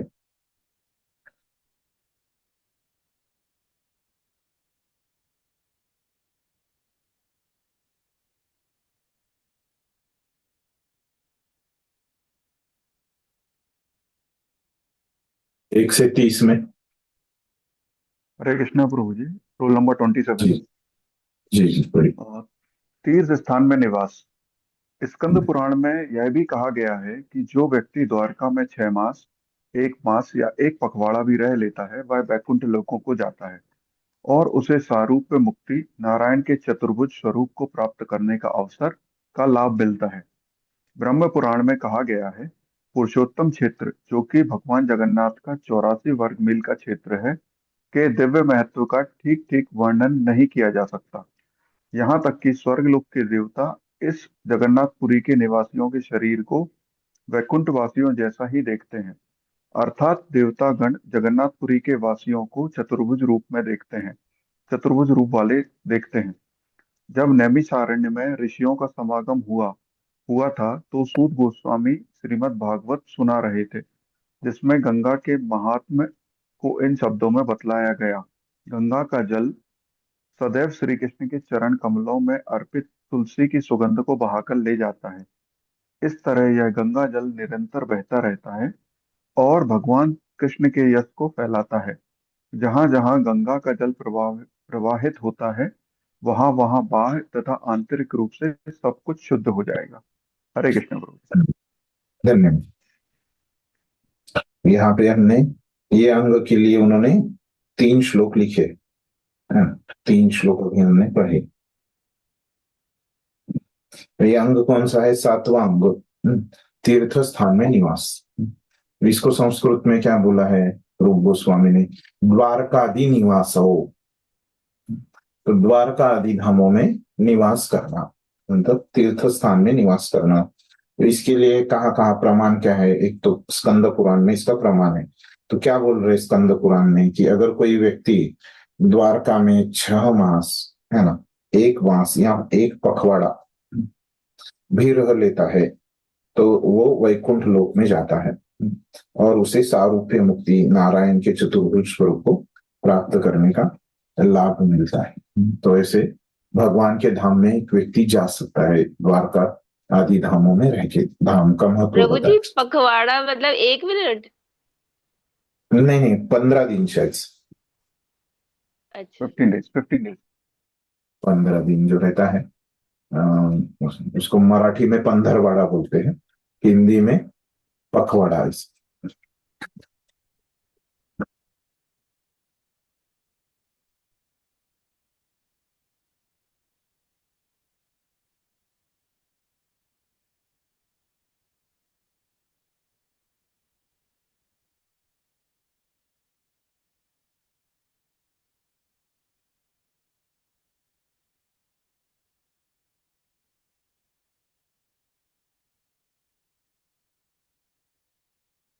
ठीक है। तो जो दूसरा श्लोक है उन्होंने लिया है ना, वो क्या है कि ब्रह्म पुराण से है। ब्रह्म पुराण में क्या बोल रहे हैं? पुरुषोत्तम क्षेत्र मतलब जगन्नाथपुरी, जो कि भगवान जगन्नाथ का 84 वर्ग मील का क्षेत्र है। तो उसका ये क्षेत्रफल जो है वो बता रहे उसका कि दिव्य महत्व का ठीक ठीक वर्णन नहीं किया जा सकता। यहाँ तक कि स्वर्गलोक के देवता इस जगन्नाथपुरी के निवासियों के शरीर को वैकुंठ वासियों जैसा ही देखते हैं। तो देवता लोग यहाँ पे अगर कोई रहता है जगन्नाथपुरी में, उसको चतुर्भुज रूप में ही वो देखते हैं देवता लोग। तो फिर नैमिषारण्य में ऋषियों का समागम हुआ था। हमने देखा कि सूत गोस्वामी श्रीमद् भागवत सुना रहे थे, है ना, शौनक आदि ऋषियों को। तो वहां पे बोल रहे कि गंगा का जल सदैव श्री कृष्ण के चरण कमलों में अर्पित तुलसी की सुगंध को बहाकर ले जाता है। इस तरह यह गंगा जल निरंतर बहता रहता है और भगवान कृष्ण के यश को फैलाता है। जहां जहां गंगा का जल प्रभावित होता है वहां वहां बाह्य तथा आंतरिक रूप से सब कुछ शुद्ध हो जाएगा। तो ये गंगा के तट पे रहा तीर्थ स्थल मतलब क्या कि जहां जहां ये गंगा नदी जाती है ना, वो सब क्या है? तीर्थ स्थान है।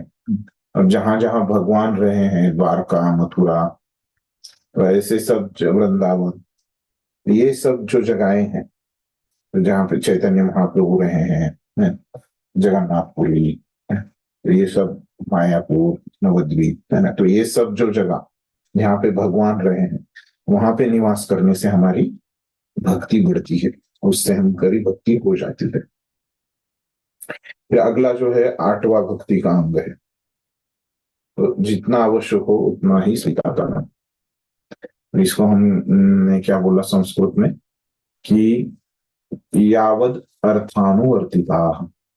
तो जितना हमारी भक्ति के लिए आवश्यक है, भक्ति के लिए जितना आवश्यक है उतना ही ग्रहण करना। तो पढ़िए, एक परिच्छेद है। अगला कोई 1 से 35 तक कोई है? हरे कृष्णा प्रभु जी, 28 रोल नंबर है। पढ़ू मैं? जी पढ़ी, हाँ पढ़ी। जितना आवश्यक हो उतना ही स्वीकार करना। नारदीय पुराण में निर्देश है कि यदि कोई भक्त गंभीरता पूर्वक भक्ति करना चाहता है तो उसे आवश्यकता से अधिक कुछ भी ग्रहण नहीं करना चाहिए। तात्पर्य यह है कि जो भक्ति के नियमों की उपेक्षा की जाए न भक्ति के उन आदेशों को स्वीकार किया जाए जिन्हें सरलता से संपन्न न किया जा सके। उदाहरणार्थ यह कहा जा सकता है कि नित्य हरे कृष्ण मंत्र की माला पर कम से कम 1,00,000 बार जप किया जाए, किंतु यदि यह संभव न हो तो अपनी सामर्थ्य के अनुसार जाप में कमी कमी कर लेनी चाहिए। सामान्यतः हम अपने शिष्यों को प्रतिदिन कम से कम 16 माला का जप करने की संस्तुति करते हैं और इसे पूरा करना चाहिए। किंतु यदि कोई 16 माला का भी जप नहीं कर पाता तो उसे चाहिए कि इसे अगले दिन पूरा कर ले। उसे इस व्रत का पालन अवश्य करना चाहिए। यदि वह दृढ़ता से इसका पालन नहीं करता तो वह अवश्य ही प्रमाद का दोषी होगा। भगवान की सेवा में यह अपराध है। यदि हम अपराधों को बढ़ावा देंगे तो फिर भक्ति की प्रगति नहीं कर पाएंगे।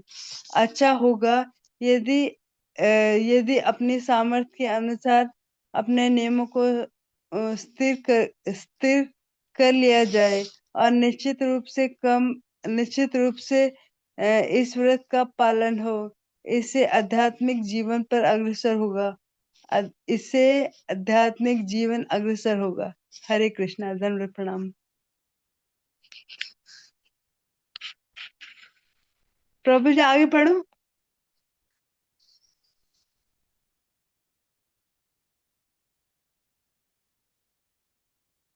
प्रभु जी आपका म्यूट है। ओ सॉरी, क्षमा कीजिए। तो अभी ये 108वां श्लोक हमने पढ़ा। धन्यवाद माता जी। और ये अभी ये जो बता रहे हैं, है ना, तो ये हमने इसका संस्कृत और हिंदी में अर्थ देख लिया है ना? और ये अभी प्रमाण जो लिया है वो कहाँ से है? नारदीय पुराण से है। तो यदि कोई भक्त गंभीरता पूर्वक भक्ति करना चाहता है तो उसे आवश्यकता से अधिक कुछ भी ग्रहण नहीं करना चाहिए, है। तो आवश्यकता हमको कैसे समझ में आ जाएगी? तो जितना भी हमको भक्ति के ये जो अंग है, तो ये अंग करने के लिए जितना भी आवश्यक है ना, जो भी हमको लगता है अपने शरीर और मन के हिसाब से, तो वो हम स्वीकार कर सकते हैं। इस प्रकार से आचार्यों ने कहा है। तो एक तो शरीर और आत्मा एक जगह रखने के लिए तो थोड़ा कम लगेगा, लेकिन भक्ति करने के लिए थोड़ा और ज्यादा लग सकता है, तो उसको स्वीकार करेंगे तो चलेगा। इस प्रकार से कहा।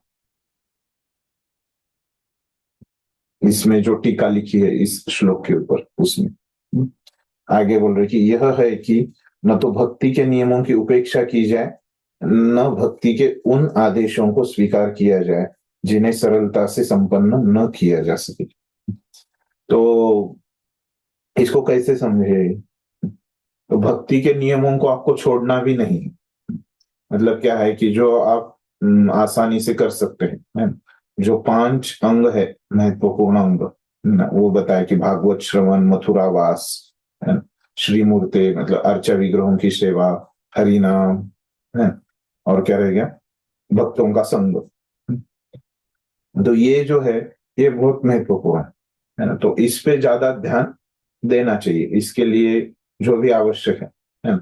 तो हमेशा हमको क्या है कि कोई ना कोई, ये 64 में से ऐसे नहीं है कि यही अंग आपको करना है। कोई ना कोई अंग आप कर सकते हैं, कोई भी अंग।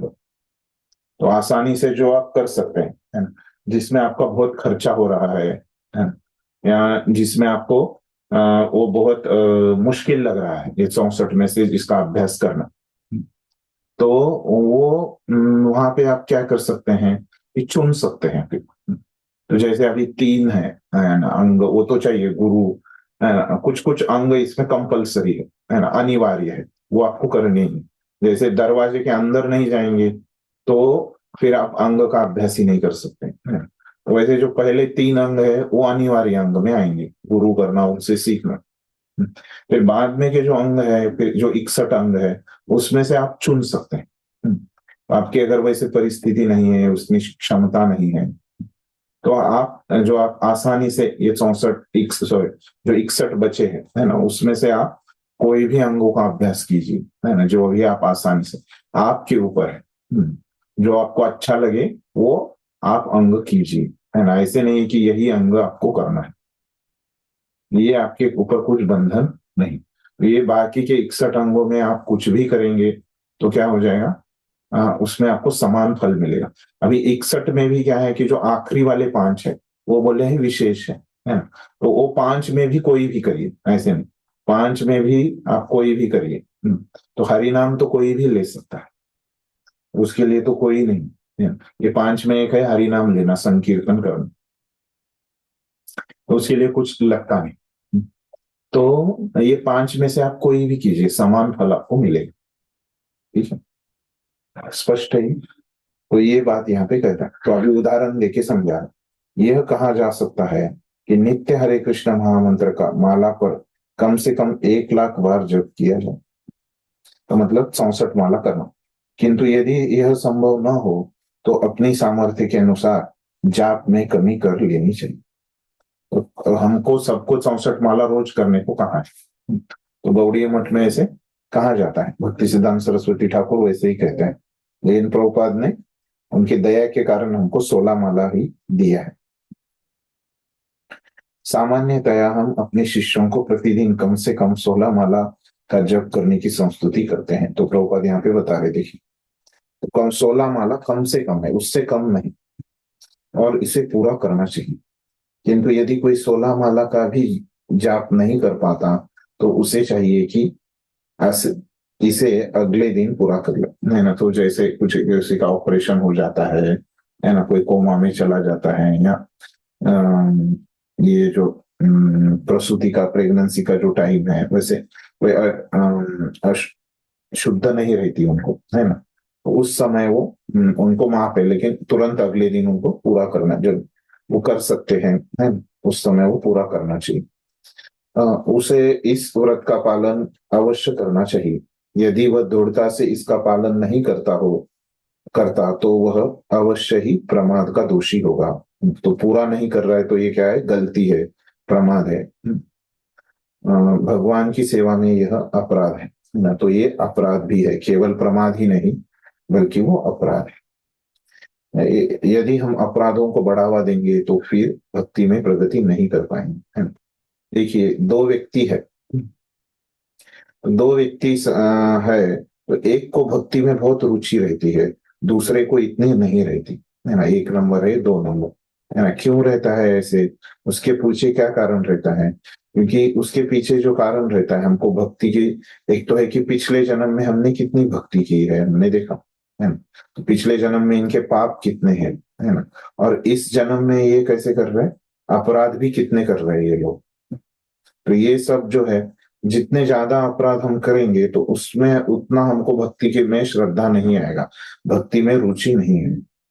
तो ये पाप कर्मों से, है ना, तो पाप कर्मों से बचने के लिए हम क्या करते हैं, 4 नियमों का पालन करते हैं, है ना। तो बहुत सारे चीजों से पाप कर्म हो सकते हैं, इन ज्यादा पाप कर्म क्या होते हैं, 4 नियमों का पालन नहीं करने से। तो ये 4 नियमों का पालन हम नहीं करेंगे तो बहुत ज्यादा हमसे पाप कर्म हो जाएगा।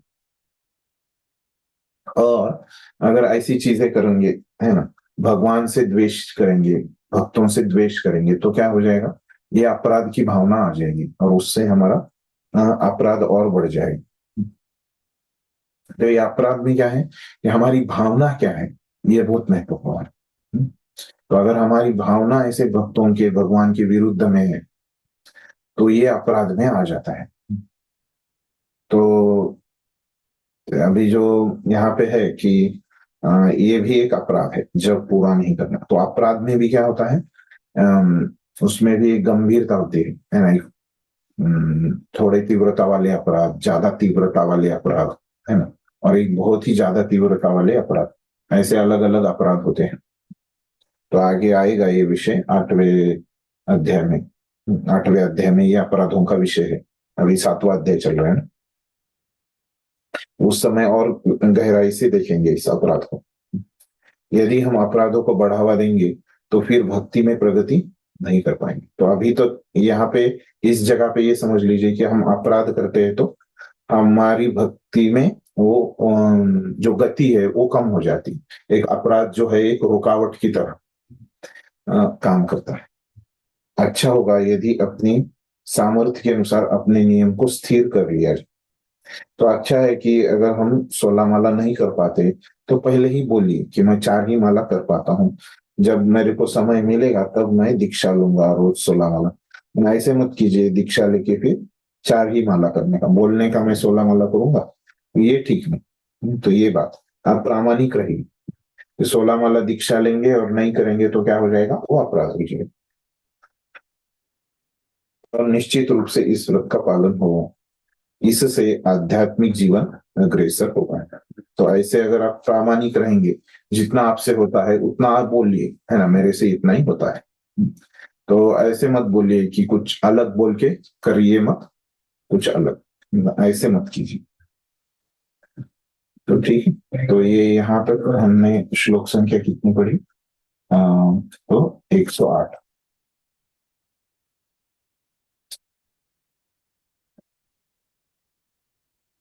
ठीक है, अगला किसका है पढ़ने का? हरे हरे कृष्णा प्रभु जी। 27 नंबर प्रभु जी ने हैंड रेज किया, निशांत प्रभु ने। एक क्वेश्चन है प्रभु जी, ये हाँ, तीर्थ स्थान में निवास, इसमें जी, ये है कि कोई भी द्वारका में 6 मास 1 मास या 1 पखवाड़ा रह लेता है तो वह वैकुंठ लोक को चला जाता है। तो प्रभु जी वहां पर जो भी पॉपुलेशन है तो क्या ये सारे वैकुंठ लोग जाएंगे?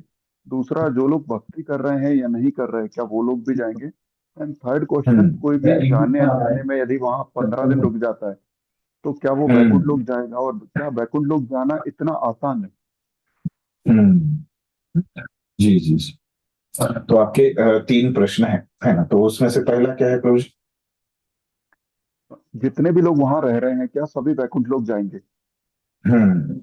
तो देखिए अभी ये 3 प्रश्नों को वैसे के वैसे मैं उत्तर दूंगा, लेकिन उससे पहले आपको यहाँ पे क्या है कि इस जो शास्त्रों का वचन, यहाँ पे स्कंद पुराण का जो वचन है उसको पीछे का भाव हमको समझना होगा, क्योंकि इसके पीछे क्या उद्देश्य है कि ये अभी इसका हमको अर्थ जो लेना है वो क्या लेना है कि आप धाम में रुकेंगे। तो यहाँ पे धाम में रुकेंगे, अभी ये धाम में रुकना क्या है, भक्ति का अंग है। तो ये भक्ति के अंग में सभी वो व्याख्याएं आएंगी शुद्ध भक्ति की, है ना, कि आप वहां पे रुके हैं अन्य अभिलाषिता भाव से रुके हैं क्या, फिर ये अनुकूल है क्या, नहीं तो आपके गुरु आपको बोल रहे कि तुम मत रुको उधर, है ना, तुम्हारी जो तबीयत है ये द्वारका में ठंडी बहुत है, तुम क्या करोगे वहां पे 10 दिन रुकोगे और तुम्हारी तबीयत ठीक करने के लिए तुमको 2 महीना लगेंगे। ऐसे हमारे गुरु हमको बता रहे हैं जो हमको मार्गदर्शन करते है ना। फिर भी हम क्या कर रहे हैं कि उधर जाके 10 दिन रुक रहे है ना, एक पंधरवाड़ा वहां पे जाके क्या बोलो पखवाड़ा, है ना, एक पखवाड़ा वहां पे जाके रुक रहे है ना। तो ये ठीक नहीं है ना, तो ये तो अनुकूल ही नहीं है ना, ये उदाहरण दे रहा हूँ। तो ये जो वहां पे जो रुकने का जो कार्य है, तो अभी ये कार्य क्या है, भक्ति का कार्य है। तो यहाँ पे वो सभी जो शुद्ध भक्ति की व्याख्या हमने पढ़ी वो सभी यहाँ पे लागू होगा, तभी यहाँ पे वो जो रुकेंगे है ना, तो वो शुद्ध भक्ति होगी।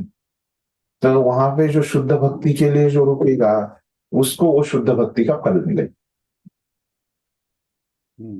ठीक है, तो ये इसके आधार पे आपके तीनों प्रश्नों के उत्तर मिल सकते हैं, है ना। जो पहला प्रश्न कि वहां पे जो रह रहा है व्यक्ति, है ना, अगर वो शुद्ध भक्ति के ये सब व्याख्या के पालन करते हुए रह रहा है तो वो जाएगा या उसकी भक्ति बढ़ेगी। तो हमने क्या मैंने पहले ही आपको बताया, ये भक्ति के अंग करने से क्या होती है, हमारी भक्ति बढ़ती है। तो यहाँ पे वो वैकुंठ धाम जाएगा, उसके अर्थ क्या है कि उसकी भक्ति इतनी बड़ी है, बढ़ती बढ़ती इतनी बढ़ गई कि वो भगवत धाम जाने का योग्य अधिकारी बन गया। तो ये भाव है उसमें, है ना। तो मतलब यहाँ पे मूलता क्या है कि उसकी भक्ति बढ़ती है। जैसे मैंने कहा ये अंग आप अभ्यास करेंगे तो ये अंगों से क्या होगा, भक्ति आपकी बढ़ेगी। ठीक है, धन्यवाद प्रभु जी। हरे कृष्णा। ठीक। और किसी को कुछ समझा नहीं? पढ़ते हैं हरे कृष्ण प्रभु आगे जी। का पढ़े। हाँ हाँ जी हरे बोलिए। कृष्ण हम्म, प्रभु जी, आवाज आ मेरा रही है? बोलिए क्वेश्चन ना। है हम्म। मेरा क्वेश्चन है कि अभी जैसे आपने बोला कि गुरु कहेंगे तो ही जाना है, उनकी परमिशन के सिवा। आपका नहीं, मेरे जैसे अनुकूल होना चाहिए। मतलब यहाँ नहीं बोला मैंने कि अनुकूल आपको कैसे समझ में आता है। हमने देखा कृष्ण शब्द के 3 अर्थ है ना। तो यहाँ पे गुरु ने आपको पहले ही बोला है कि ये अच्छा नहीं। मतलब यहाँ पे मेरा बताने का भाव क्या है कि वहां पे उनका जो प्रश्न था उस परिस्थिति के हिसाब से मैंने बोला। वो तो है कि हमको भक्तों का कुछ भी भक्ति का जो कार्य करना है ना, वो तो भक्तों का आशीर्वाद लेके ही हमको करना है, गुरु का आशीर्वाद लेके ही करना है, ऐसे नहीं। ठीक है ना? ये था वो परिस्थिति के अनुसार, वो उनका जो प्रश्न था उसके हिसाब से मैंने बोला। अभी थोड़ी ही हर एक चीज आपको गुरु बोलेंगे ये ऐसे करो वैसे करो। गुरु तो एक मार्गदर्शन देंगे आपको ऐसे करना। रोज आपको थोड़ी आके वो बोलेंगे कि ऐसा करो है ना, वैसा करो। तो गुरु तो कभी धाम में जाने के लिए मना करते हैं क्या? नहीं करेंगे ना। क्यों करेंगे? धाम में जाने के शास्त्र बोल रहे हैं कि धाम में जाओ, ये करो, है ना। लेकिन क्या होता है कि हमारी जो परिस्थिति है, जो धाम की, अभी वो मैंने उनको विशेष बात समझाई कि धाम में जाना अनुकूल कैसे नहीं हो सकता। ये समझाने के लिए मैंने उनको वो बताया कि अनुकूल कैसे नहीं हो सकता। तो आपको जो भी अनुकूल है, मैंने कहा ना, जो 61 अंग बच रहे बाकी के, उसमें से आप कुछ भी चुन सकते हैं। आपको स्वतंत्रता है, कुछ भी आप चुनेंगे तो उसका फल समान ही मिलेगा। ठीक है प्रभु। स्पष्ट है? और किसी को कुछ प्रश्न?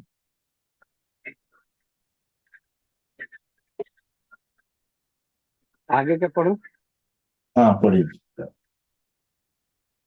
दिख रहा है। और कोई है? मुझे एक मेरा 33 है, उसके पहले कोई है क्या पढ़ने वाला? हरे कृष्ण प्रभु जी, मेरा है 26। जी ठीक है पढ़िए। माता जी, आप पढ़ेंगे। जी। एकादशी के दिन उपवास करना। ब्रह्म वैवर्त पुराण में कहा गया है कि जो व्यक्ति एकादशी के दिन उपवास करता है वह सारे पापों से मुक्त हो जाता है और पवित्र जीवन में अग्रसर होता है। मूल सिद्धांत मात्र उपवास करना नहीं है, अपितु गोविंद या कृष्ण के प्रति श्रद्धा तथा प्रेम बढ़ाना है। एकादशी के दिन उपवास करने का असली कारण है शरीर की आवश्यकताओं को कम करना और कीर्तन या अन्य ऐसे ही कार्य से अपने समय को भगवान की सेवा में लगाना। उपवास के दिन गोविंद की लीलाओं का स्मरण करना और उनके पवित्र नाम का निरंतर श्रवण करना सर्वश्रेष्ठ होता है। हाँ यहाँ पे रुकिए, मेरा पेन का चला है। धन्यवाद।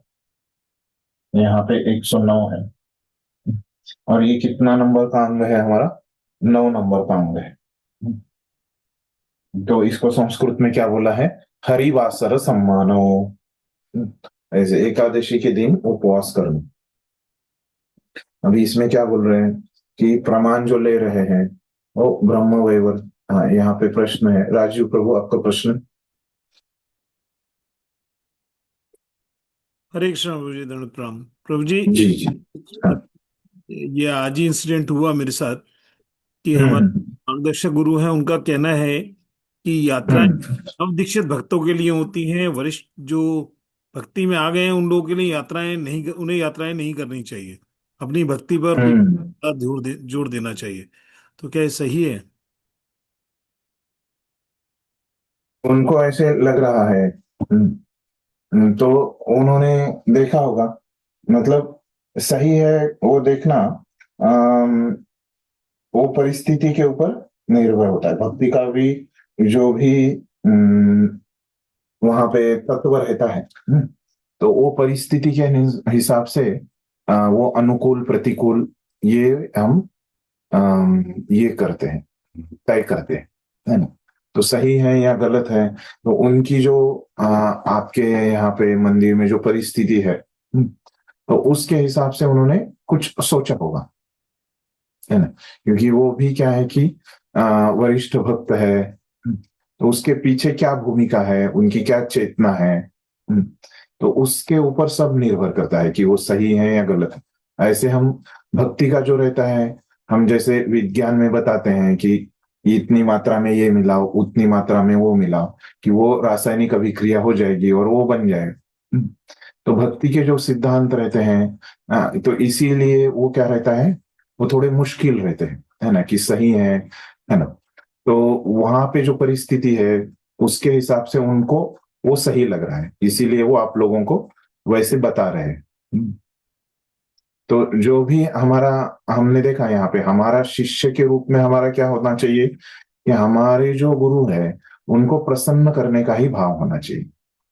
तो अभी आपको क्या करना चाहिए ये समझना है, तो आपको जो मार्गदर्शन कर रहे हैं शिक्षा गुरु, तो उनको पूछना चाहिए कि प्रभु जी, शास्त्रों में तो कहा है कि आज हमने भक्ति रसामृत सिंधु में हमने पढ़ा कि शास्त्रों में तो प्रभुपाद जी और वहां पे बताया कि अगर कोई धाम में जाता है, 15 दिन रहता है, 1 महीना रहता है, तो उसकी भक्ति बढ़ती है। आज हमने शास्त्रों में ऐसे पढ़ा। तो ये जो शास्त्रों का वचन है, ये नए भक्तों के लिए भी है, पुराने भक्तों के लिए है, गुरु के लिए भी है। ऐसे हमने पढ़ा। तो आपने तो हमको बताया कि वरिष्ठ भक्तों के लिए ऐसे नहीं है, तो आपके पीछे इसकी क्या चेतना थी, ऐसे आपको उनको प्रश्न पूछना चाहिए, है ना। प्रश्न पूछने से तो वो आपको कुछ मना ही नहीं करेंगे, है ना। तो वहां पे हमको समझ में आएगा कि उनका भाव क्या है। तब किसी व्यक्ति को सही गलत कहने से पहले उन्होंने जो निर्णय लिया है वो किस भाव में लिया है, ये हमको समझना चाहिए। ठीक है ब्रदर, थैंक यू ब्रदर। उसमें हमको उनका भाव समझेगा, फिर वो हम देख सकते हैं कि वो सही है गलत है क्या है। ठीक है ब्रदर। एक्चुअली वो यात्राओं पर ले जाना ज्यादा पसंद नहीं करते, वो यात्राओं वो उनके स्वभाव से उनको लगता होगा, फिर वो बताएंगे ना कि मुझे अच्छा नहीं लगता इसलिए मैंने बताया, या आप लोगों को मैं सोचता हूँ कि यहाँ पे अभी मंदिर अपना है, तो ये मंदिर में ये सेवा अभी जरूरी है। ये मंदिर की एक, हमारा मंदिर एक अपना क्या रहता है, समुदाय रहता है ना, एक कम्युनिटी रहती है ना। तो ये कम्युनिटी की ये चीजें मुझे ज्यादा जरूरी लग रही है। तो हम धाम में जाना क्या है, हमारी भक्ति के लिए, है ना। लेकिन हम क्या करते हैं, एक संस्था में भी रहते हैं, तो संस्था में रह के हमको भक्ति कैसी करनी है, तो इससे हम चुन सकते हैं। जैसे मैंने आपको बताया कि ये बाकी के 61 अंगों में हम चुन सकते हैं। वहां पे आपको धाम में वरिष्ठ भक्तों को धाम में जाने को मना कर रहे हैं, है ना, लेकिन वो और कुछ आपको भक्ति का अंग दे रहे हैं ना। एक अंग के लिए मना किया, लेकिन ऐसे नहीं बोल रहे कि आप धाम में मत जाओ और इंद्रिय तृप्ति करो, 4 नियम तोड़ो, ऐसे नहीं बोल रहे कि धाम में मत जाओ लेकिन मंदिर में आके कथा सुनो, ऐसे बोल रहे, है ना। आप अन्य भक्तों को प्रचार करो, है ना, और आप कथा करो, ऐसे बोल रहे ना। तो कुछ ना कुछ तो भक्ति का अंग वो दे रहे, लेकिन एक अंग को मना कर रहे, तो वो वहां पे कुछ परिस्थिति होगी, वैसे उन्होंने सोचा होगा, तो वो आपको बताएंगे, वही बता सकते हैं ना। इसके लिए हम सही गलत उनको कुछ बोल नहीं सकते, उनको हमको जानना पड़ेगा उनका भाव वहां पे, और फिर वो हम सोच सकते हैं। ठीक है, थैंक यू रोज। हरे कृष्ण।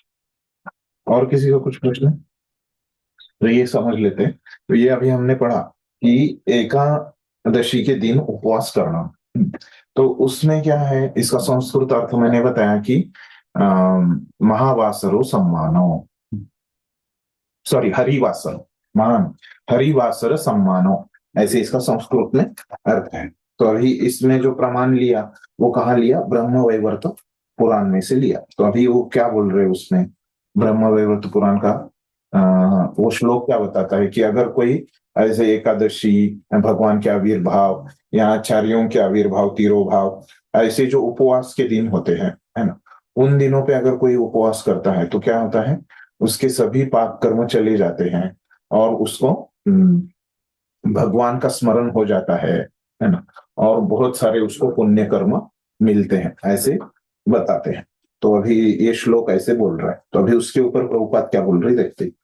तो ब्रह्म वैवर्त पुराण में कहा गया है कि जो व्यक्ति एकादशी के दिन उपवास करता है वह सारे पापों से मुक्त हो जाता है और पवित्र जीवन में अग्रसर होता है। तो वही बोल रहे कि पवित्र जीवन में उसके पुण्य बढ़ते हैं और पाप कम हो जाते हैं और भगवान का स्मरण भी उसका बढ़ता है।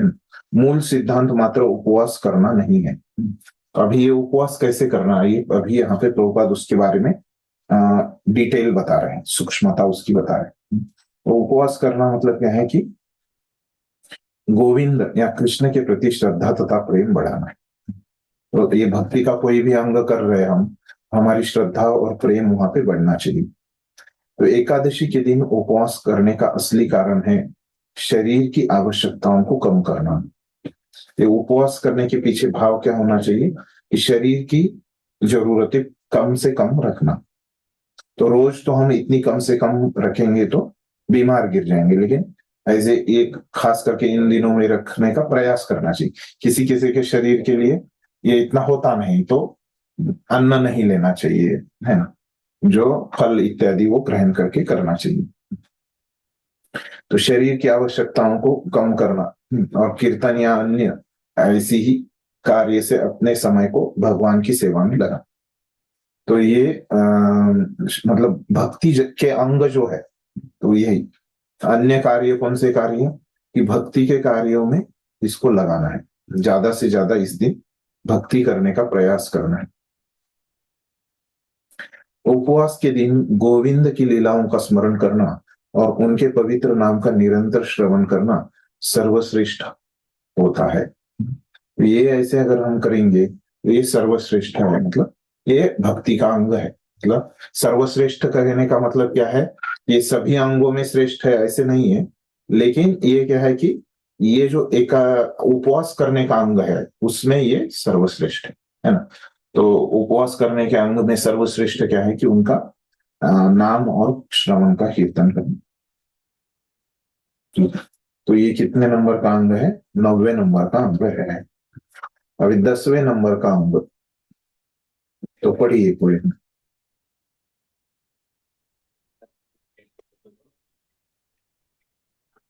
हरे कृष्ण प्रभु। वट वृक्ष को नमस्कार करना।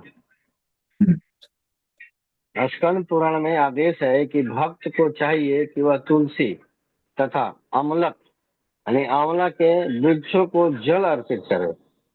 उसे चाहिए कि गायों तथा ब्राह्मणों का आदर करे और नमस्कार तथा ध्यान द्वारा वैष्णवों की सेवा करे। इन सारे कार्यों से भक्त के पूर्व जन्म के पाप कर्मों के फलों में कमी आएगी। धन्यवाद। नहीं धन्यवाद, इतना एक ही समझ लेते हैं। तो ये क्या है, 10 नंबर का अंग है। तो यहाँ पे ये 10 नंबर का अंग को क्या है कि धात्री अश्वत्थ आदि गौरवम है ना। तो ऐसे ये संस्कृत में इसका नाम बताया गया है। तो इसका अर्थ क्या है कि अश्वत्थ आदि बोला है। तो ये जो पवित्र वृक्ष रहते हैं, है ना, तो अश्वत्थ मतलब क्या है कि इसका तो अभी समझने के लिए प्रभुपाद ने इसका भाषांतर ऐसे वट वृक्ष ऐसे किया है ना। लेकिन इसका अभी आपको मैं फोटो दिखाऊंगा। इसका ये वट वृक्ष ऐसे नहीं है ना। तो ये तो आमली का जो बोला है ना, आंवला, ये आंवले का चित्र है, देखिए ऐसे रहता है आंवला। ये जो मैं अभी इंटरनेट से दिखा रहा हूँ आप लोगों को, दिख रहा है अभी सबको? जी जी प्रभु जी। जी प्रभु। आंवले का वृक्ष आप में से बहुत लोगों ने देखा होगा, शहर के लोगों ने नहीं देखा होगा। तो ऐसे ये आंवले का वृक्ष इनको है। और जो दूसरा बताया है ना, वो वट वृक्ष उसको बताया है, लेकिन असली में उसका संस्कृत में नाम क्या है, अश्वत्थ, जिसको पीपल बोलते हैं हिंदी में, है ना। उसके पत्ते ऐसे रहते हैं, है ना। तो ये वट वृक्ष थोड़ा अलग रहता है, बनियान ट्री बोलते हैं उसको। लेकिन ये जो ट्री है क्या है, पीपल का, अश्वत्थ ट्री, मूल नाम उसका ये है ना। तो ये जो 2 वृक्षों को पवित्र माना गया है। तुलसी तो पवित्र है ही, ये तो आपको पता ही। तो तुलसी का आपको तो रोज पूजा करते हैं आप लोग, तो वो दिखाने की जरूरत नहीं। तो ये 2 वृक्ष है ना। तो 3 वृक्षों का यहाँ पे नाम आता है। ये आंवले का वृक्ष है ना, ये अश्वत्थ मतलब क्या, पीपल, और तुलसी। तो इनकी पूजा हम कर सकते हैं। और क्या कर सकते हैं, है ना, तो उसमें क्या है कि धात्री, है ना, मतलब गाय की पूजा भी हम कर सकते हैं। गाय की पूजा भी करने से हमारी भक्ति बढ़ेगी। फिर जो ब्राह्मण है ना, उनकी भी पूजा हम कर सकते हैं, उससे भी हमारी भक्ति बढ़ेगी। तो ये बातें यहाँ पे कही गई हैं। उनको नमस्कार कर सकते हैं, उनकी पूजा हम कर सकते हैं। वैष्णव की पूजा करेंगे तो और अच्छा है। तो ये ऐसे करेंगे तो हमारे पाप कम हो जाते हैं और पुण्य बढ़ते हैं और भक्ति भी हो जाती है। ठीक है, तो अगला कोई पढ़िए। अभी 1 से 35 में और कोई बचा? हरे कृष्ण प्रभु जी, मेरा 35 नंबर है प्रभु जी। जी जी, पढ़िए महाराज। जी प्रभु जी। अभक्तों का संग त्याग, श्री कृष्ण विमुख जन त्याग। एक बार चैतन्य महाप्रभु के एक ग्रस्त भक्त ने उनसे पूछा था कि एक वैष्णव का सामान्य आचरण क्या हो। इस पर भगवान चैतन्य ने उत्तर दिया था कि वैष्णव को चाहिए कि वह अभक्तों का संग सदा त्याग दे। फिर उन्होंने बतलाया कि अभक्त 2 प्रकार के होते हैं। एक तो वे जो कृष्ण की श्रेष्ठता के विरोधी हैं और दूसरे वे जो अत्यंत भौतिकतावादी हैं। दूसरे शब्दों में, जो लोग भौतिक भोग में लगे रहते हैं और भगवान की श्रेष्ठता के विरोधी हैं, वे अवैष्णव कहलाते हैं और इनकी संगति से सदैव बचना चाहिए। प्रभु जी आगे पढ़ूं? हाँ हाँ, पढ़िए। कात्यायन संहिता में कहा गया है कि यदि किसी को लोहे के पिंजड़े में या धधकती अग्नि में रहने के लिए बाध्य किया जाए तो उसे यह स्थिति स्वीकार कर लेनी चाहिए, किंतु उन अभक्तों के साथ रहना स्वीकार नहीं करना चाहिए जो भगवान की श्रेष्ठता के सर्वथा विरुद्ध है। विष्णु रहस्य में भी इसी तरह का कथन है कि मनुष्य भले ही सर्प, व्याघ्र या मकर का आलिंगन कर ले, किंतु ऐसे व्यक्तियों की संगति ना करे जो विभिन्न देवताओं के उपासक हैं और भौतिक इच्छा के वशीभूत हैं।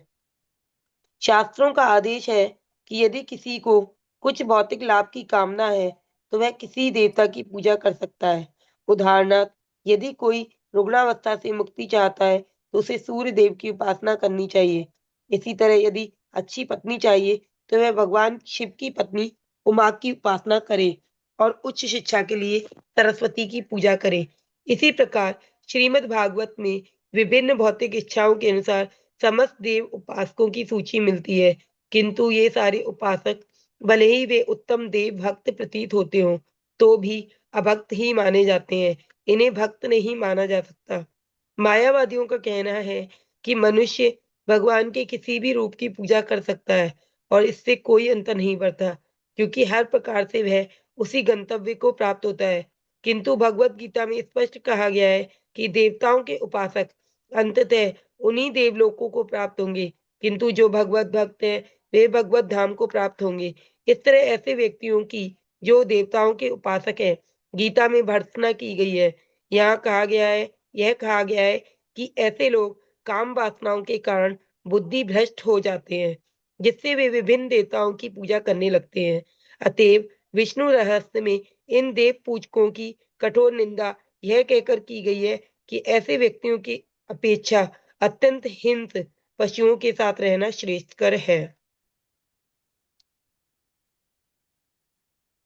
हाँ, ठीक है, यहाँ पे ये पूरा हो जाता है। हरे ठीक है, कृष्ण। धन्यवाद। तो यहाँ पे अभी ये जो अंग बताया उन्होंने, है ना, 11 नंबर का अंग, तो इसमें 2 श्लोक उन्होंने प्रमाण के रूप में लिए हैं। यहाँ पे 112वां श्लोक है और यहाँ पे 1 श्लोक। तो ये यहाँ तक जो श्लोक है वो है 111 नंबर का। तो क्या है वो 2 श्लोक, क्या लिए हैं उन्होंने? पहले तो हम अंग देख लेते हैं कि क्या है, कौन सा अंग। तो अभक्तों का संग त्याग। तो अगर आपको भक्ति में, अभी हमने देखा था कि पहले जो 10 है वो करने के लिए है ना। ये जो दूसरे 10 है वो जो नहीं करना है, भक्ति में क्या क्या नहीं करना है, ये हमने चर्चा किया था जब सूची देखी थी, है ना। तो अभी 11 नंबर आ रहा है। तो भक्ति में ये नहीं करना है क्या, कि अभक्तों का संग नहीं करना है, उनका त्याग करना है। तो इसको संस्कृत में क्या बोला है कि श्री कृष्ण विमुख जन त्याग, मतलब जो भगवान से विमुख है ना, भगवान का तरफ मुंह अगर पश्चिम की तरफ है ना, तो ये लोगों का मुंह किधर रहता है? पूर्व की तरफ, है ना, एक दूसरे के विमुख है। तो अलग अलग दिशा में है इनके मुख, भगवान के साथ नहीं है, इसलिए उनको अभक्त कहा गया है। भक्त तो भगवान के साथ होते हैं, तो ये अभक्त भगवान के साथ नहीं है। तो अभी ये समझाने के लिए उन्होंने 2 श्लोक लिए। तो पहला श्लोक उन्होंने लिया, भगवान ने बाद में वो श्लोक बताया है। तो वो श्लोक जो लिया है वो कात्यायन संहिता से लिया है, 111 श्लोक। वो श्लोक क्या बता रहा है कि अगर लोहे के पिंजड़े में, अगर हमको पिंजड़ा जो रहता है ना, केज, तो अगर हमको कोई पिंजड़े में बंद कर देता है ना, तो वो कात्यायन संहिता में, और वो पिंजड़े में क्या है, ये आग, अग्नि है ना। हम तो पिंजड़े में है और वो पिंजड़े में पूरा अग्नि है, मतलब वो हमारे चारों तरफ पूरा अग्नि है और उसमें हम हैं। तो ये स्वीकार कर लेना चाहिए, लेकिन हमारे चारों तरफ अभक्तगण है, वो स्वीकार नहीं करना चाहिए। क्योंकि मतलब यहाँ पे जो उपमा देके समझा रहे, यहाँ पे गंभीरता है कि मतलब अगर हमारे चारों ओर अग्नि रहेगा तो हम जल ही जाएंगे, मर ही जाएंगे। तो अग्नि के अंदर हम ऐसे रहेंगे तो, है ना, एक पिंजड़े में रहेंगे, मतलब क्या है कि हम बाहर नहीं जा सकते, वो अग्नि के बाहर नहीं जा सकते, और ज्यादा से ज्यादा कितने देर हम जिंदा रहेंगे, इस तरह से रहेंगे। तो मतलब क्या हो जाएगा, ऐसे अभक्तों के बीच में हम रहेंगे तो क्या हो जाएगी, हमारी भक्ति मर जाएगी। तो कहने की बात ये है। तो इसको वो उपमा देके हमको समझा रहे, ऐसे श्लोक है। तो उसके ऊपर अभी प्रभुपाद जी क्या बता रहे हैं हमको, वो देखो, अभी पहले से पढ़ लेते हैं। प्रभुपाद जी हमको बता रहे, ये एक बार क्या हो गया, चैतन्य महाप्रभु के एक गृहस्थ भक्त ने उनसे पूछा था। क्या पूछा उन्होंने कि एक वैष्णव का सामान्य आचरण क्या है। तो वैष्णव आचार जो बोलते हैं ना, वैष्णव आचार है ना, उसके बारे में उन्होंने प्रश्न पूछा, वैष्णव ने किसके बारे में जैसा व्यवहार करना चाहिए। तो चैतन्य महाप्रभु क्या उत्तर दे रहे कि वैष्णव ने क्या करना चाहिए कि अभक्तों का संग त्याग देना चाहिए। तो पहला भक्तों ने काम क्या करना चाहिए, अभक्तों से दूर रहना चाहिए। क्यों दूर रहना चाहिए, कि उनके साथ रहेंगे तो उनके जैसे ही इच्छा हमारे में उत्पन्न होगी। तो अभी तो हमको भक्ति की इच्छा उत्पन्न होनी चाहिए ना हमारे में, है ना। तो उनका रहना खाना, है ना, सब क्या अलग रहेगा, उनकी जीवन शैली। हमको सुबह उठना पड़ता है ना, अभक्तों को रात में जगना पड़ता है ना। तो ये कैसे वहां पे कैसे मेल नहीं जमेगा दोनों। तो इसीलिए उनसे दूर रहना, ये पहली चीज हमको करनी चाहिए। फिर उन्होंने बतलाया कि अभक्त 2 प्रकार के होते हैं। तो अभक्त कौन है, कैसे समझाने का, समझने का, तो ये भी वो चैतन्य महाप्रभु बता रहे। तो क्या है अभक्त, मतलब एक तो जो वो कृष्ण की श्रेष्ठता के विरोधी है, मतलब अभक्त लोग कृष्ण को श्रेष्ठ नहीं मानते। तो किसको मानते हैं, किसी को अन्य को मानते हैं, कभी कभी खुद को मानते हैं, कभी कभी किसी नेता को मानते हैं, कभी कभी किसी खिलाड़ी को मानते, किसी को भी मानते हैं उनके मन के ऊपर। दूसरे वे जो अत्यंत भौतिकतावादी, तो जो क्या कि ज्यादा इंद्रिय तृप्ति करते हैं, भौतिकतावादी, भौतिक चीजों में ज्यादा है, इंद्रिय तृप्ति में ज्यादा लगे, खाना पीना मनोरंजन ऐसे ही उनका ज्यादा रहता है। दूसरों शब्द में जो लोग भौतिक भोग में लगे, हाँ, तो बता रहे भौतिकतावादी मतलब भोग विलास में लगे हैं और भगवान की श्रेष्ठता के विरोधी है, वे अवैष्णव है। तो एक अभक्त कौन है, वो भी चैतन्य महाप्रभु ने बताया। तो ऐसे लोगों को जो कृष्ण को नहीं मानते, श्रेष्ठ नहीं मानते, है ना, कृष्ण ही सबसे श्रेष्ठ, हमारा क्या है, कृष्ण ही सबसे श्रेष्ठ है, सभी अवतारों के सभी के मूल कृष्ण है, वो नहीं मानते। तो और दूसरा मतलब उनको विरोधी है। तो टाइम हो गया है, 2 मिनट में बस ये पूरा कर लेता। तो फिर दूसरा श्लोक जो है उन्होंने बोला है ना, कि विष्णु रहस्य इस ग्रंथ से, ये तो पहला उन्होंने बताया कात्यायन संहिता, ये पूरा हो गया हमारा। विष्णु रहस्य वाला श्लोक क्या बोल रहा है कि मनुष्य भले ही सर्प, व्याघ्र या मकर, है ना, मकर का मैंने आपको चित्र दिखाया था, है ना, तो इनके साथ दोस्ती कर ले, आलिंगन कर ले, मतलब क्या, इनके साथ दोस्ती कर ले, किंतु ऐसे व्यक्ति की संगति न करे जो विभिन्न देवताओं के उपासक है। तो मतलब जो अन्य देवी देवताओं के पूजक है, उनसे हमको क्या करना है, मैत्री नहीं करना है ना, उनकी संगति नहीं करनी। हम उनको प्रचार कर सकते है ना, अपना संग उनको दे सकते, लेकिन उनका संग हमको लेना नहीं है। तो ये बात है। तो भौतिक इच्छा और भौतिक इच्छा के वशीभूत। तो यहाँ पे भी वही बात है। देखिए, अगर कोई सांप को गले लगाएगा तो क्या वो डस लेगा? है ना। व्याघ्र मतलब जो वाघ रहता है, टाइगर, है ना, तो उसको अगर कोई गले लगा लेगा तो वो भी खा लेगा, हम मर जाएंगे। और मकर जो बड़ी मछली है वो भी हमको निगल जाएगी।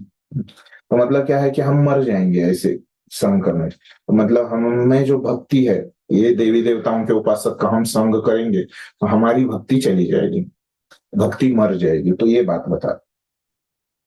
तो अभी ये श्लोक है, तो इसको कैसे समझाएं? शास्त्रों का आदेश है कि यदि किसी को कुछ भौतिक लाभ की कामना है तो वह किसी देवता की पूजा कर सकता है। तो शास्त्रों में ही कहा गया है कि अगर आपको कुछ चाहिए तो बता रहे कि क्या क्या कहा गया।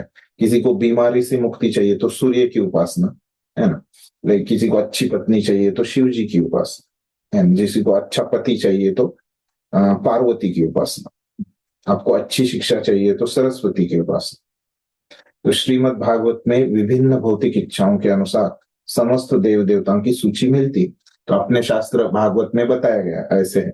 लेकिन समस्या क्या है अभी बता रहे। किंतु ये सारे उपासक भले ही वे उत्तम देव भक्त प्रतीत होते हैं तो भी अभक्त ही माने जाते हैं। क्योंकि हमने देखा कि शुद्ध भक्ति की व्याख्या क्या है, कृष्ण और कृष्ण के अवतार, उसमें ही नहीं पूजा कर रहे।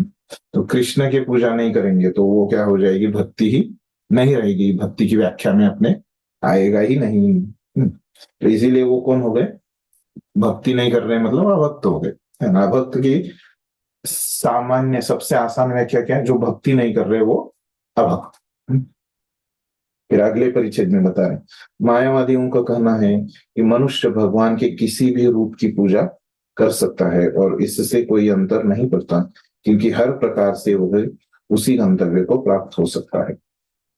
तो मायावादी लोग ऐसे कहते हैं, लेकिन वो गलत। किंतु गीता हमको क्या बताती है कि हमको भगवान के उसी रूप का पूजा करना है जो कृष्ण है या कृष्ण के अवतार है, जो कृष्ण विष्णु तत्व है, उनका ही पूजा करेंगे तो ये शुद्ध भक्ति होगी, ऐसे हमको रूप गोस्वामी ने बताया। किंतु भगवत भक्त है वो भगवत धाम को प्राप्त होंगे। इस तरह ऐसे व्यक्तियों की जो देवताओं के उपासक है गीता में भर्त्सना की। गीता इनको नहीं मानती, हमारे आचार्य इनको नहीं मानते। यह कहा गया है कि ऐसे लोग काम वासनाओं के कारण बुद्धि भ्रष्ट हो जाते हैं, जिससे वे विभिन्न देवताओं की पूजा करने लगते हैं। तो ये देवताओं की पूजा वो अपने काम के कारण करते हैं। अतएव विष्णु रहस्य में इन देव पूजों की कठोर निंदा यह कहकर की गई है कि ऐसे व्यक्तियों की अपेक्षा अत्यंत, तो ऐसे करके उनके बारे में गलत बताया गया है कि उनका संग मत कीजिए। समय करो, 4 मिनट ज्यादा हो गए।